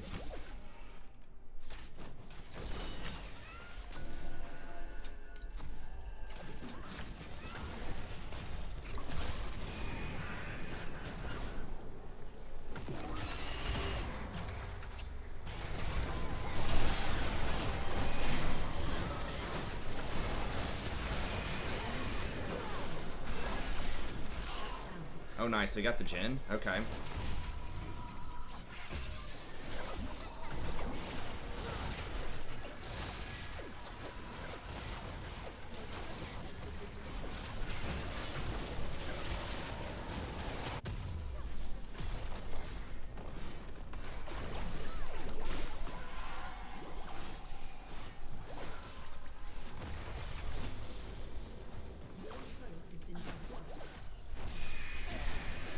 An enemy has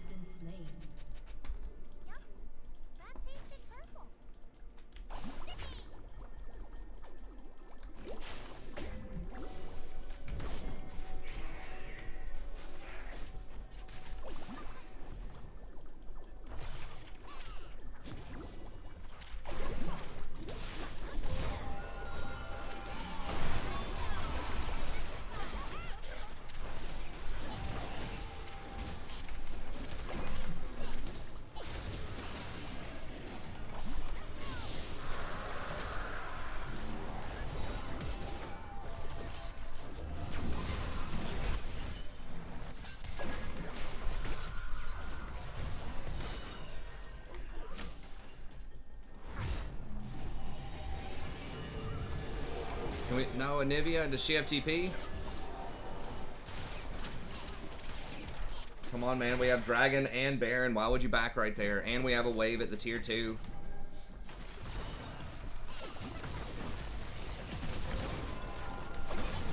Dude, I did not even see the Nunu come up. Like, what the hell? She's so fast.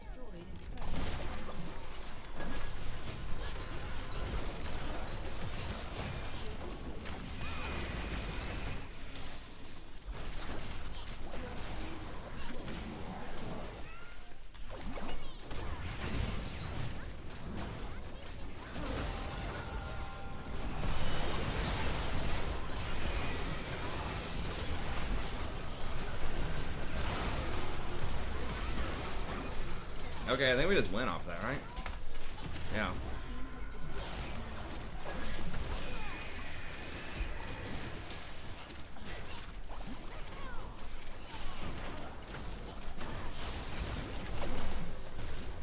No, don't get bounced into the tower.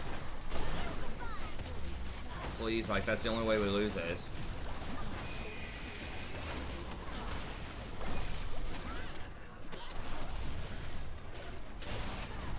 Bang Lulu.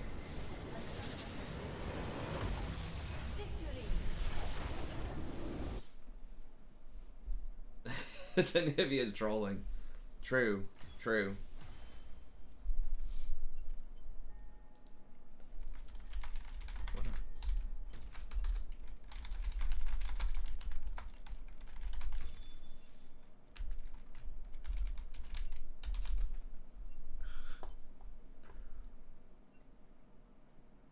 Loser Q account always.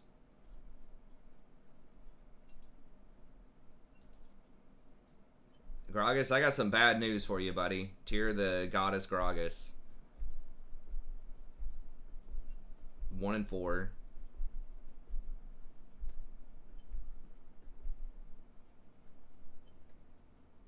Mental diff.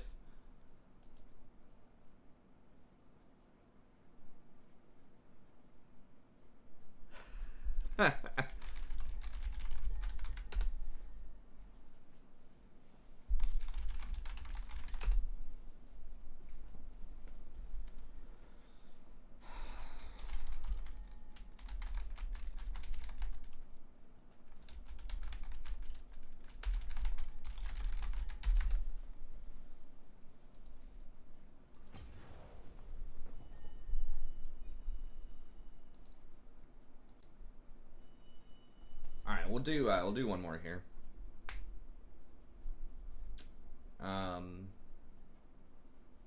Whatever, we'll just stay on this account. I mean, if you're always in losers queue, ... I have bad news for you.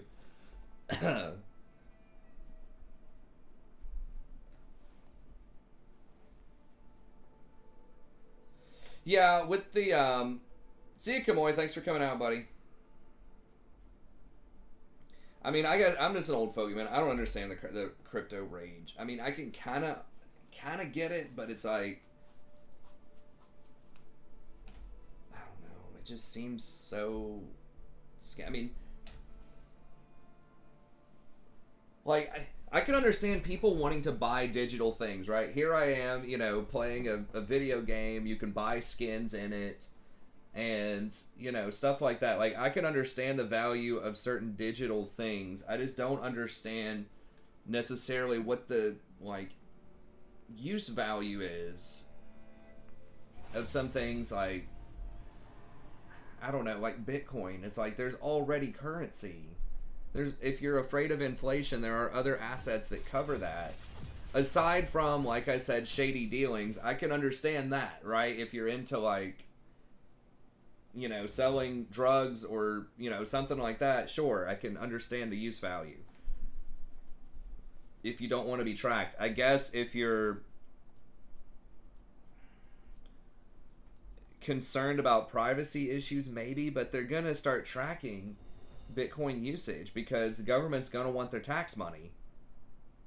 And, like, if you're doing transactions with major banks and stuff like that, the government's going to, like, you're going to have a paper trail.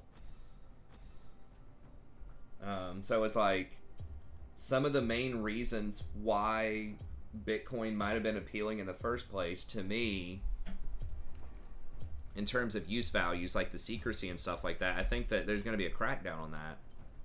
Impure fools. I think a lot of it is just like, I don't know. I feel like it's just a speculative investment. It's like it's going up a lot and everyone's talking about it, so it goes up. But I don't know. Hey, what's up, Corbin? No, not selling drugs. We were talking earlier about NFTs. I'll just do Lulu again.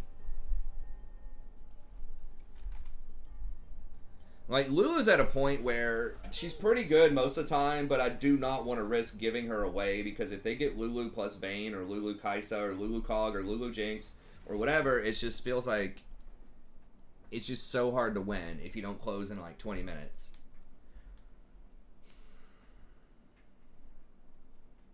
Yeah, NFTs are non-fungible transactions, I think. It's basically like a Bitcoin art or visual asset or something. Yeah, that was Roach. What's up, OG? Yeah, that was Roach. So he said he was pretty much drunk though, so he didn't want to play ranked.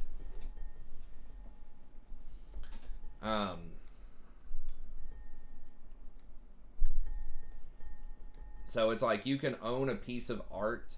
I mean, the implications, I'd have to study that more, but like that I can understand a little bit more than Bitcoin, sort of, because it's like a very secure piece of art, basically, or whatever, that it's like that people can't steal, and that you're guaranteed there aren't multiple copies of that same thing. So it's like you're buying something that is 100% unique, so cannot be duplicated, in theory. Maybe. I don't know what would stop you from just making different NFTs out of... I don't know. I don't know. I'd have to research it more, but I think that's kind of the... That's true, too. I mean, when you have banks and stuff buying Bitcoin and big investors buying NFTs and stuff like that, that does add a lot more credibility for sure.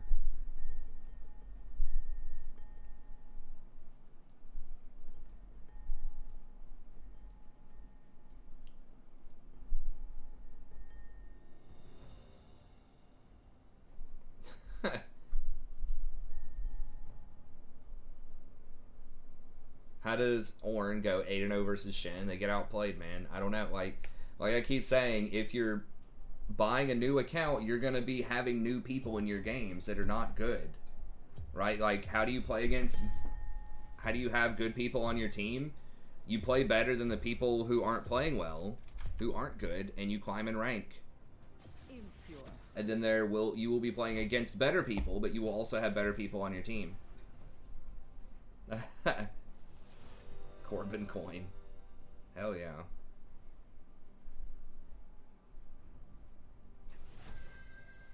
But yeah, I was just boomering it, talking about these digital assets. Someone brought, I think it was Lucas, brought up a good point about like environmental impact though of all of this digital stuff. Like the data apparently like takes a lot of electricity to manage. I don't know how true that is, but it makes sense to me. I know that mining Bitcoin is like really expensive right now. Yeah, what's up, AJ?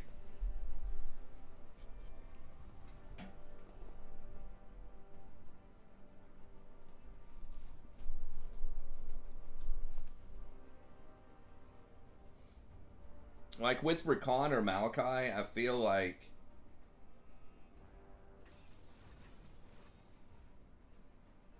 with Rakan and Maokai, I feel like I can let those go to the enemy half the time because most people are not going to play Rakan that well in this Elo bracket, so I'm not as concerned about them getting Rakan. Sometimes I like to play Rakan, and then Maokai is kind of a weird pick, and there are decent counter picks to him.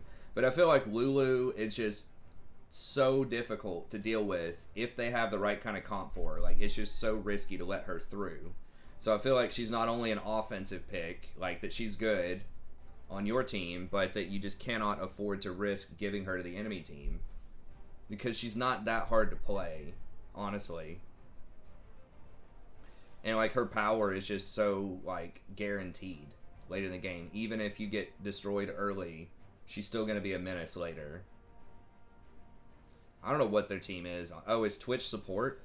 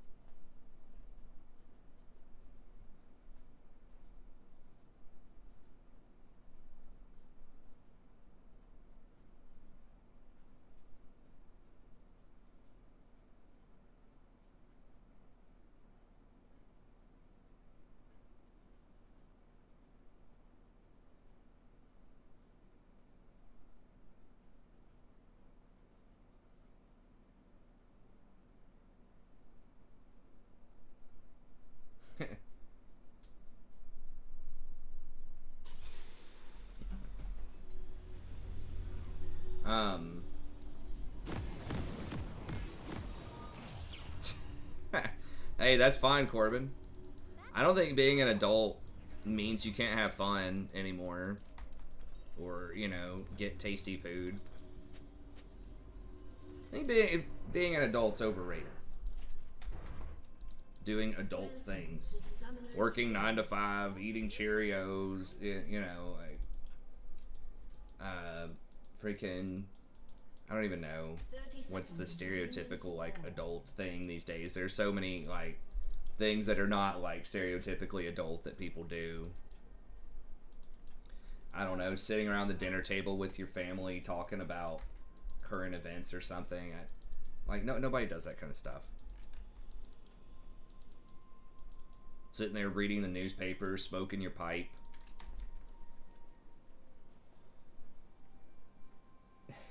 Minions have spawned. That squirrel looks familiar.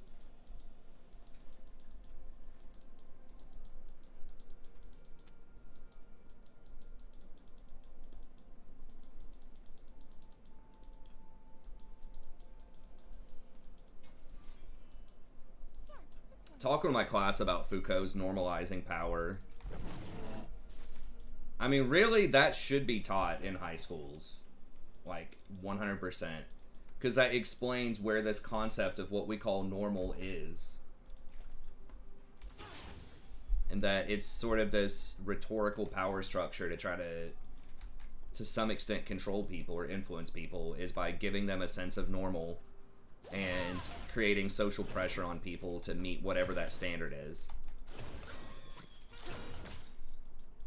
That normal's not actually normal. It's a rhetorical power or rhetorical device to assert power.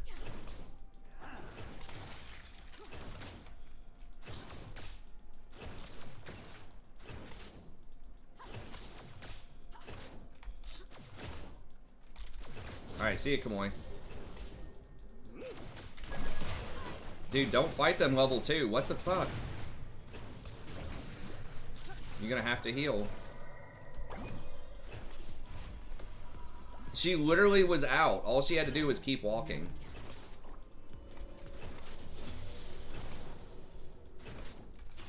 Like, Twitch couldn't get her.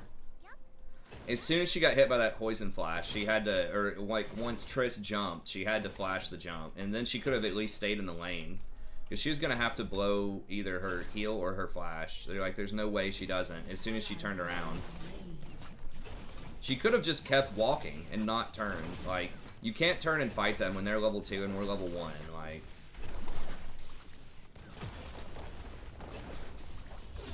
not an option.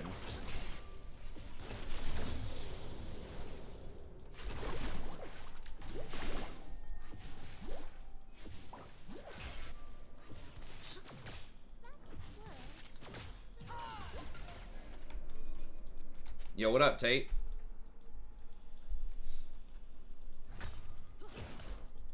What up, T?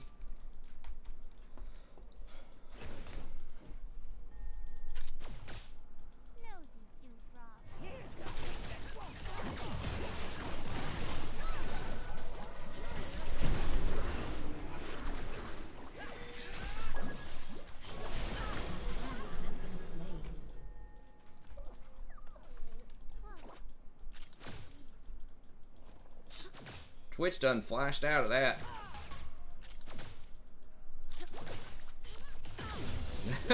Triss was trying to jump for it.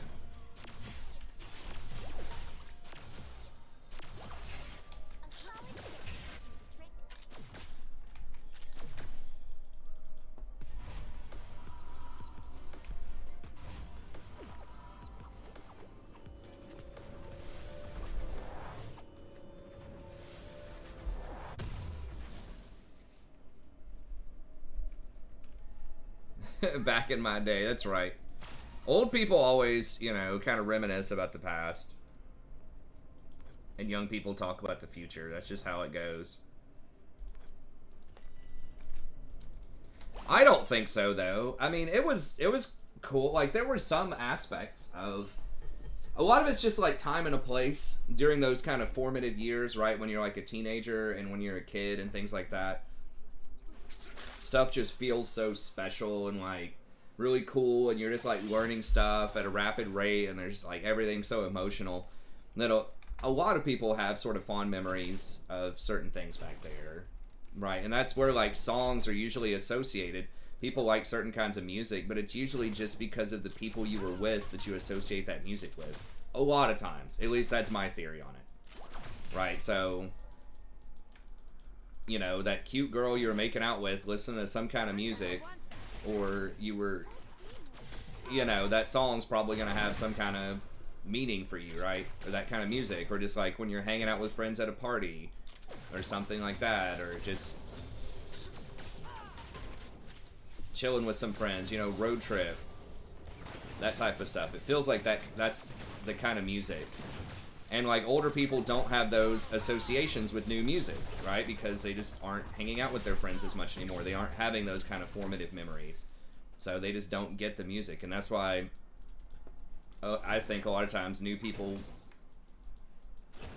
or, like, younger people like newer music, right? And then older people like their older music. Because young people are forming those memories still around that new music. And old people aren't forming those kind of memories anymore with that music. They aren't staying as up-to-date with music and things like that. Exactly. If you grew up in the 90s, you're probably going to like 90s music. For the reasons I just described, right? Now, there are some types of music that, to some extent, can transcend time. Like some of the really good ones, but... Beatles and things like that, but...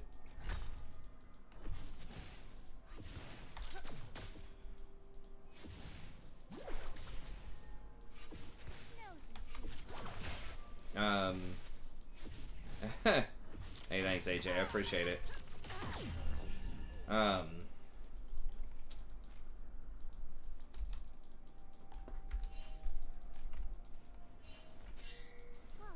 We about to do a little jump scare. They may have just backed. I'm not going to blow any cooldowns, though, to try to push.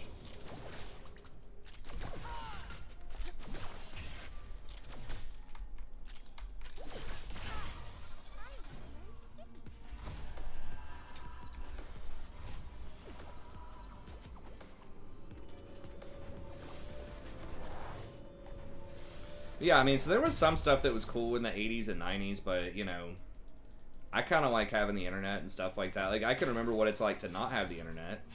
And it was fine. Like, it was interesting. We had fun and stuff like that. But I think there are definitely some things about today that are great, right? If I go back and look, and it's like, you have such access to different kinds of media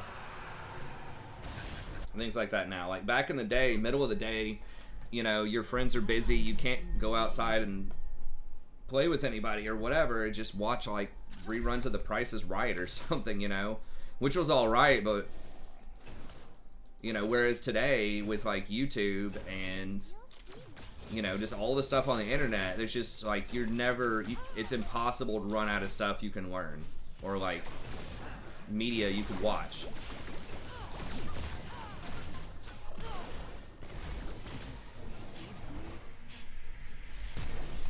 Shit.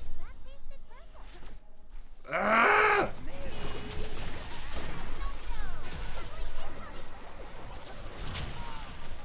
Okay, well, they opted back in. An enemy has been slain. I was trying to flash to see the Twitch, and then I thought he was going to be right here and E him, and I had my mouse like right there ready to go, but then it turns out that he ran the other direction. So I think there are good things about the past, but I think there are good things about the future too. I didn't think they still had heal.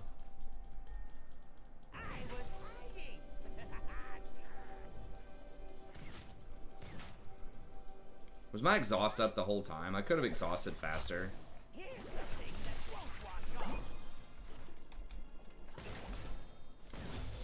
The monkeys. Yeah, so there's always differences and stuff like that, but I think that in general, that's why people are just, you know, about music and other things, like older people are just like not as, just kind of get stuck in their ways. They just don't have the same kind of social connection An ally has been slain. with newer stuff. And sometimes they just straight don't understand it too.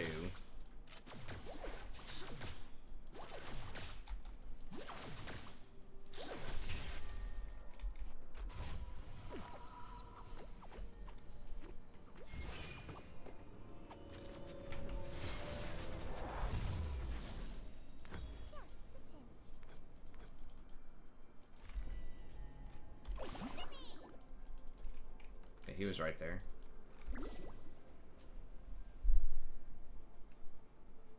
Enemy killing spree.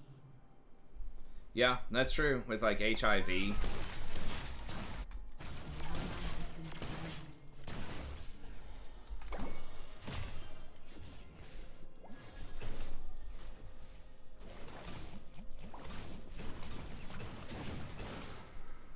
Yeah, medicine's definitely come a long ways.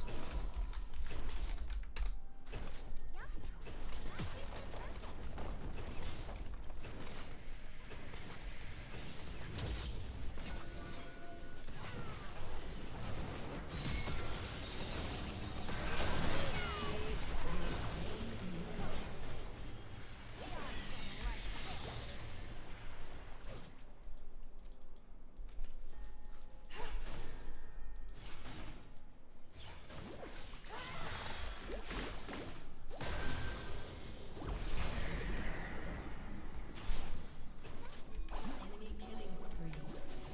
Your turret has been destroyed.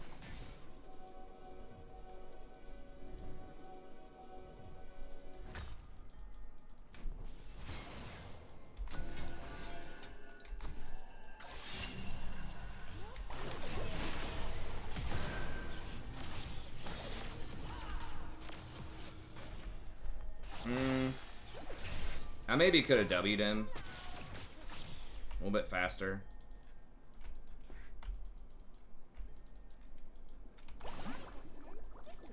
Your turret has been destroyed.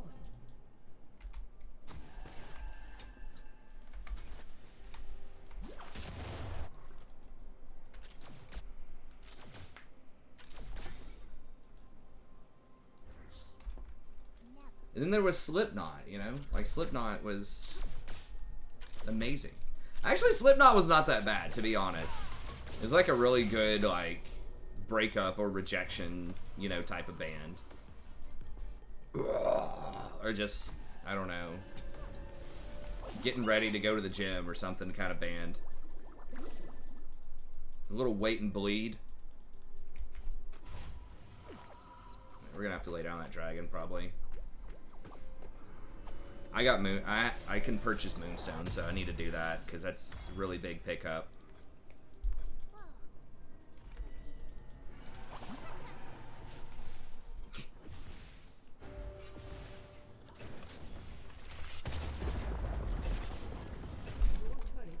Wow, Nar's down here too. Okay, do they have Rift? They don't have Rift. They're all just randomly bottom.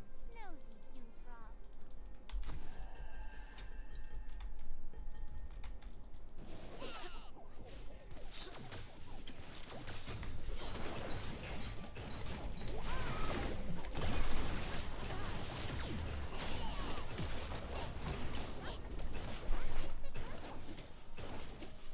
They're really just like A-ramming bottom.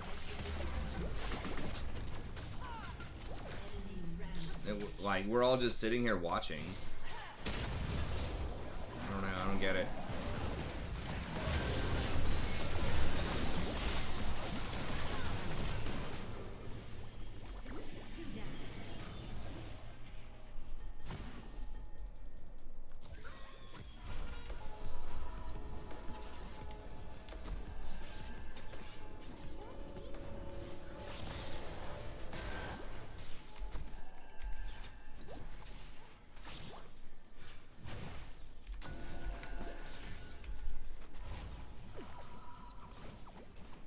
Emo Screamo.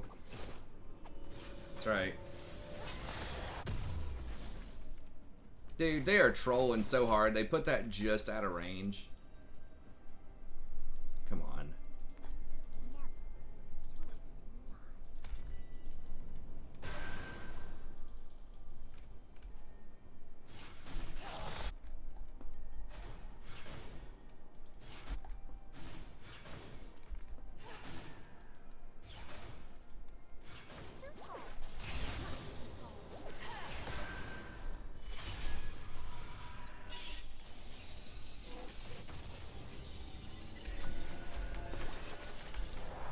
Yeah, I basically get... I guess that was only a 1-minute ward. I recommend skipping. I'm gonna say, if I got 30 gold back from it, it's kind of free.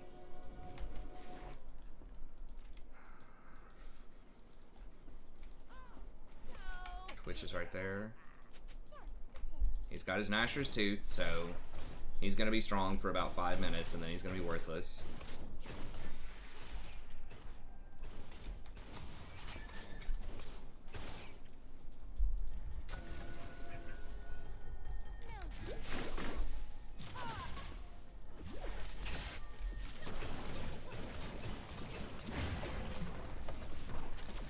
We cannot let Tristana just like walk up like that.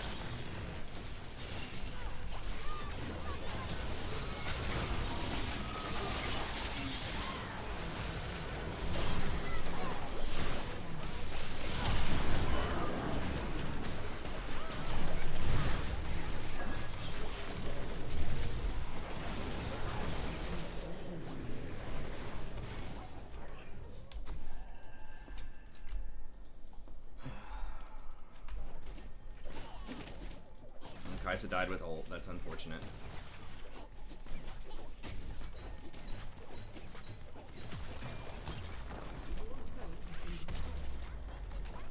That is unlucky, the kids would say.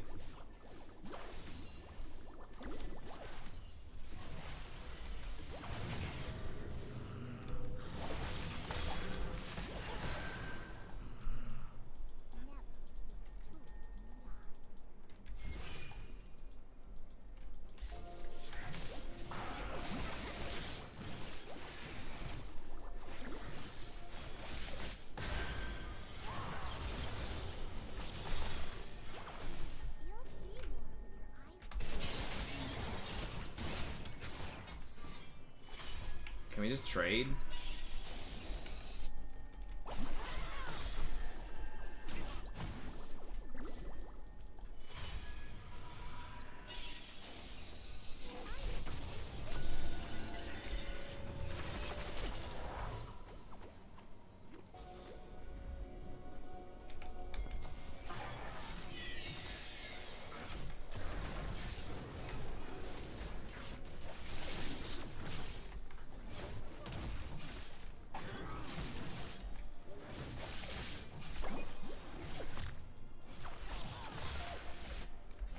get priority mid and go down there and get that dragon.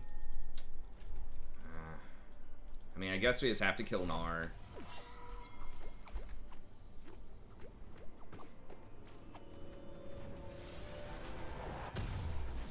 An enemy has been slain.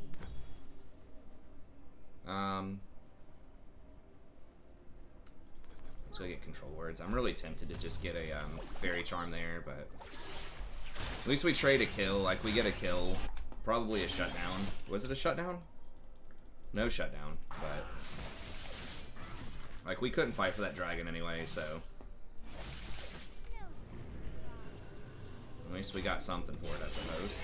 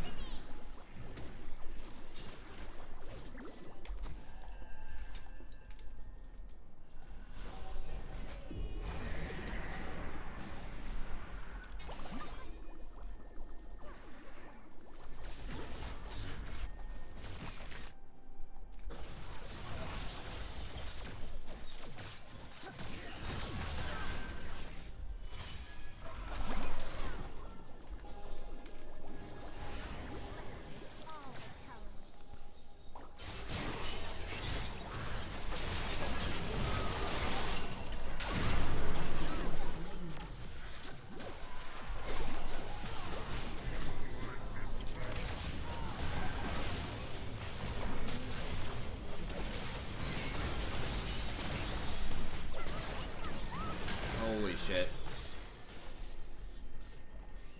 Okay, so I should not have stepped up for that W.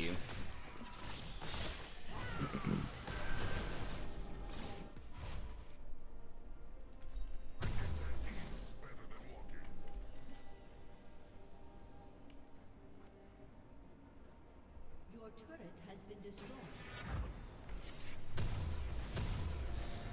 Your inhibitor has been destroyed.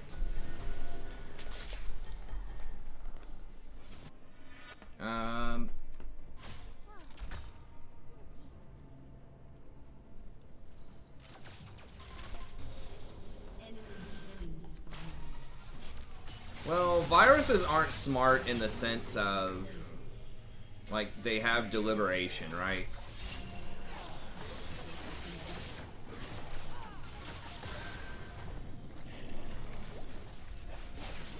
They just basically do a bunch of shit at random. And, you know, whatever happens is whatever happens, pretty much, with viruses.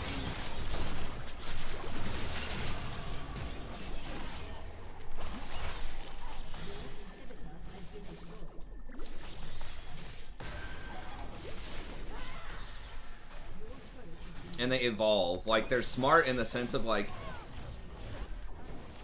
they evolve really fast because they replicate so fast a lot of times. But our immune systems are smart too, and we know how to design ourselves, right? We also know how to design viruses, but that'd be interesting. It'd be interesting to read a book on viruses, and, like, I mean, their purpose is strictly, it feels like, to disrupt and kill.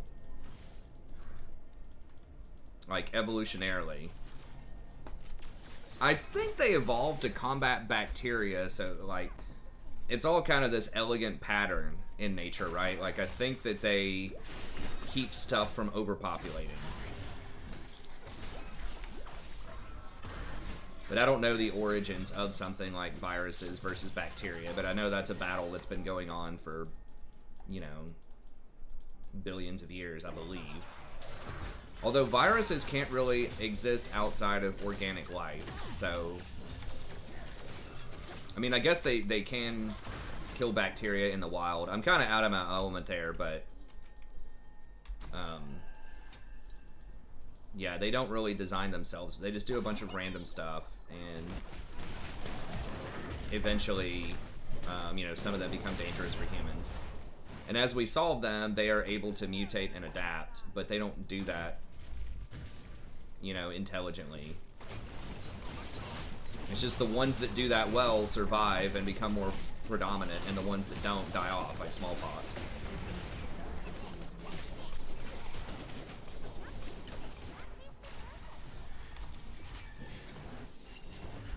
So certain different types of traits used to be better for certain viruses in different sorts of moments in human evolution, right?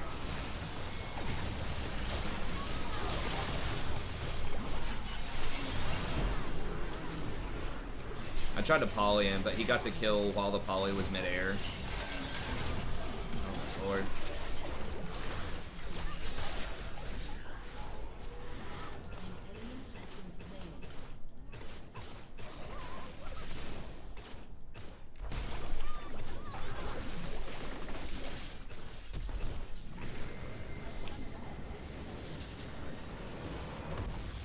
So, like, smallpox, because it could spread so fast,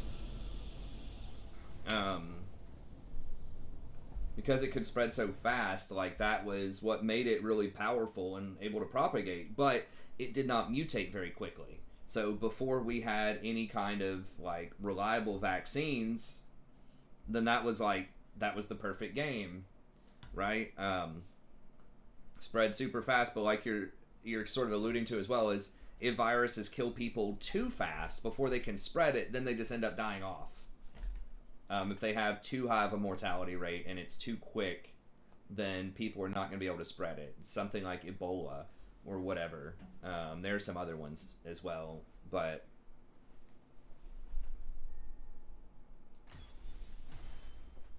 And viruses, like, have to have a host to live. At least I think most of them can't survive very long outside the human body. So yeah, like, what makes a good virus now is something that can mutate really quickly. Because it has to be able to get around vaccines. If we can vaccinate for something really easily, then it's going to be gone. You know, if it doesn't evolve. That's why I like the RNA types of bacteria that are more unstable are the types of things that are causing more problems these days. In terms of microbes. But then, like, other dangerous stuff is like bacteria, because bacteria can survive a lot longer outside the human body. And, like, vaccines don't work against bacteria. You have to have antibiotics, and there's this antibiotic-resistant types of bacteria that are coming out now that are evolving to be immune to antibiotics. I think they're actually really spooky. And then prions. People really don't understand a lot of those. We know, like, mad cow, and we know chronic wasting disease in deer, but this is just kind of like scratching the surface, and those are real spooky.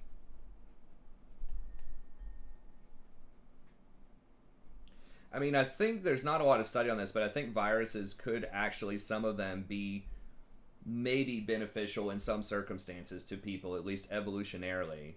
But yeah, bacteria are seen to have much more potential for a symbiotic relationship with people. Like, we have a lot of bacteria in us at all times that are doing useful things. Especially in our digestive tract, I believe. But it's interesting. I like studying. I want to, like, watch a documentary and stuff on these types of things. I just don't know a lot about sort of the very specific mechanics of it. But yeah, prions are spooky as hell, because we don't really have a good answer as to how to deal with them. They're just proteins. I'll bet they will end up figuring out that Alzheimer's is a type of prion that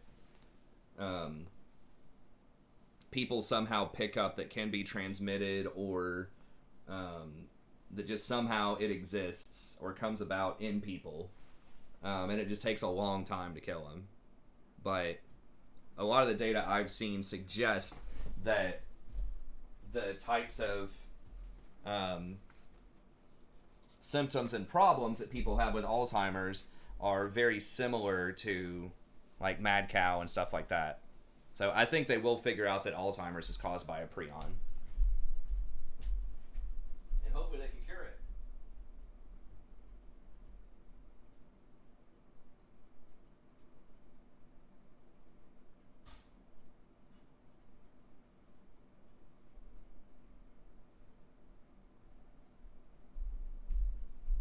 Yeah, prions can basically last indefinitely. Like, they just... I don't even know what they need to survive, but from what I understand, they just last indefinitely. And, they, like, normal sanitizers don't kill them. Like, even bleach and stuff doesn't kill them. You have to put them under, like, extreme radiation or something like that. Like, cooking doesn't kill them.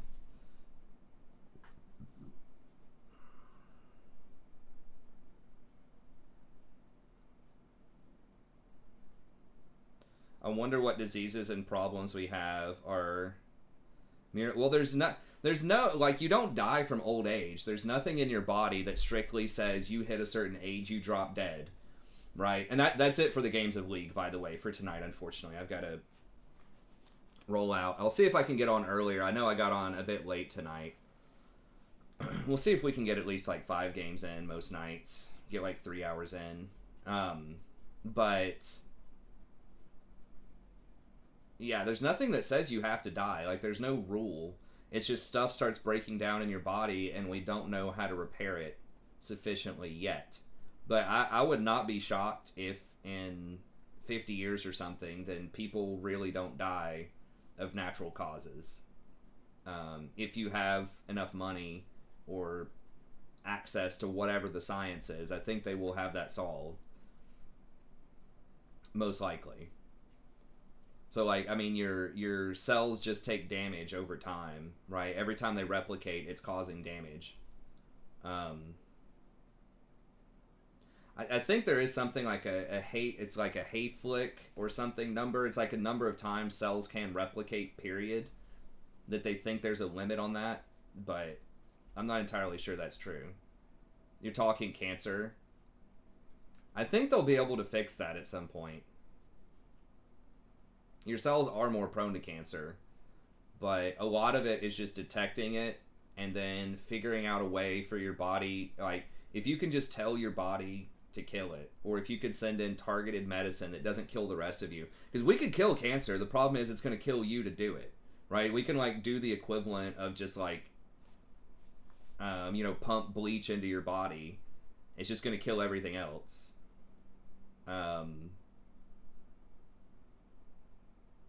Yeah, I've heard there's a limit, the Hayflick limit, but I'm not sure if that's a steadfast rule or not. I think you can work around it. I mean, I think ultimately what's going to happen in the future is there's going to be a combination of biological and synthetic a lot more, and I think, like, AI is going to be blended with biological intelligence and stuff like that a lot more. Like, I think a lot of these lines are just going to blur. I don't think you're going to have, like, Terminator machines that kill everybody. I think eventually we're just going to merge with technology to some extent and just be able to replace and repair a lot of things. A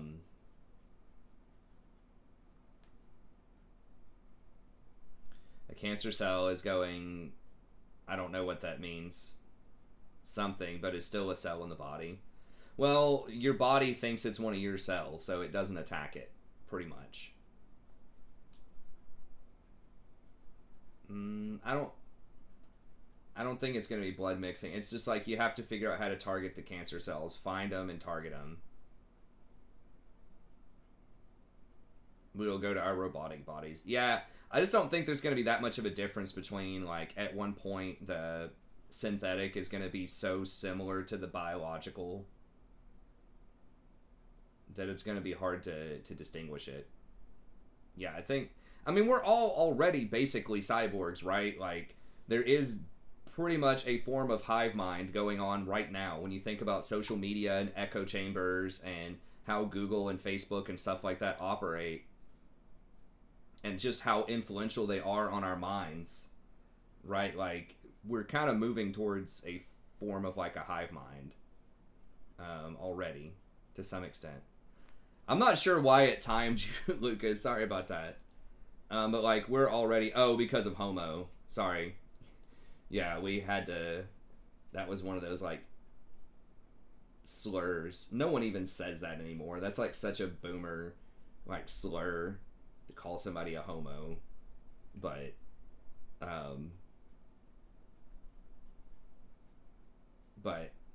anyways, it'll be interesting. It'll be interesting where we go. And then, I mean, there's always the possibility you could just have a digital body too, right? We've got Bitcoin's non-fungible transaction, MTT. What if we have a bit person? What if you get uploaded into some kind of system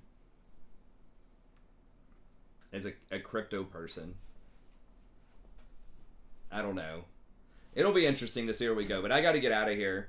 You use the word homo, which, if you're younger, you may not even realize that was a slur, but people would use that against gay people back in the day. No, I know what you mean. It wasn't me. I didn't ban you for that. It's just Nightbot has a predetermined set of vocabulary words, and it says that if you click on that Google document, it'll say a lot of them. And if anyone ever uses one of those words, it just automatically times you for 5 seconds. It's not a big deal. It's just people that are newer to the channel to, just make them aware of that we have a slightly more upscale sort of etiquette on the channel than other places. But anyways, yeah, I totally knew what you meant. I did not think it was bad. It's just Nightbot doesn't have context. All it sees is a word. It just times people for 5 seconds. But anyways, okay. Thank y'all very much. We'll be back. I will try to actually get on tomorrow around 11:30, 11 or 11:30. So hopefully we can make that happen. But anyways, thanks. Have a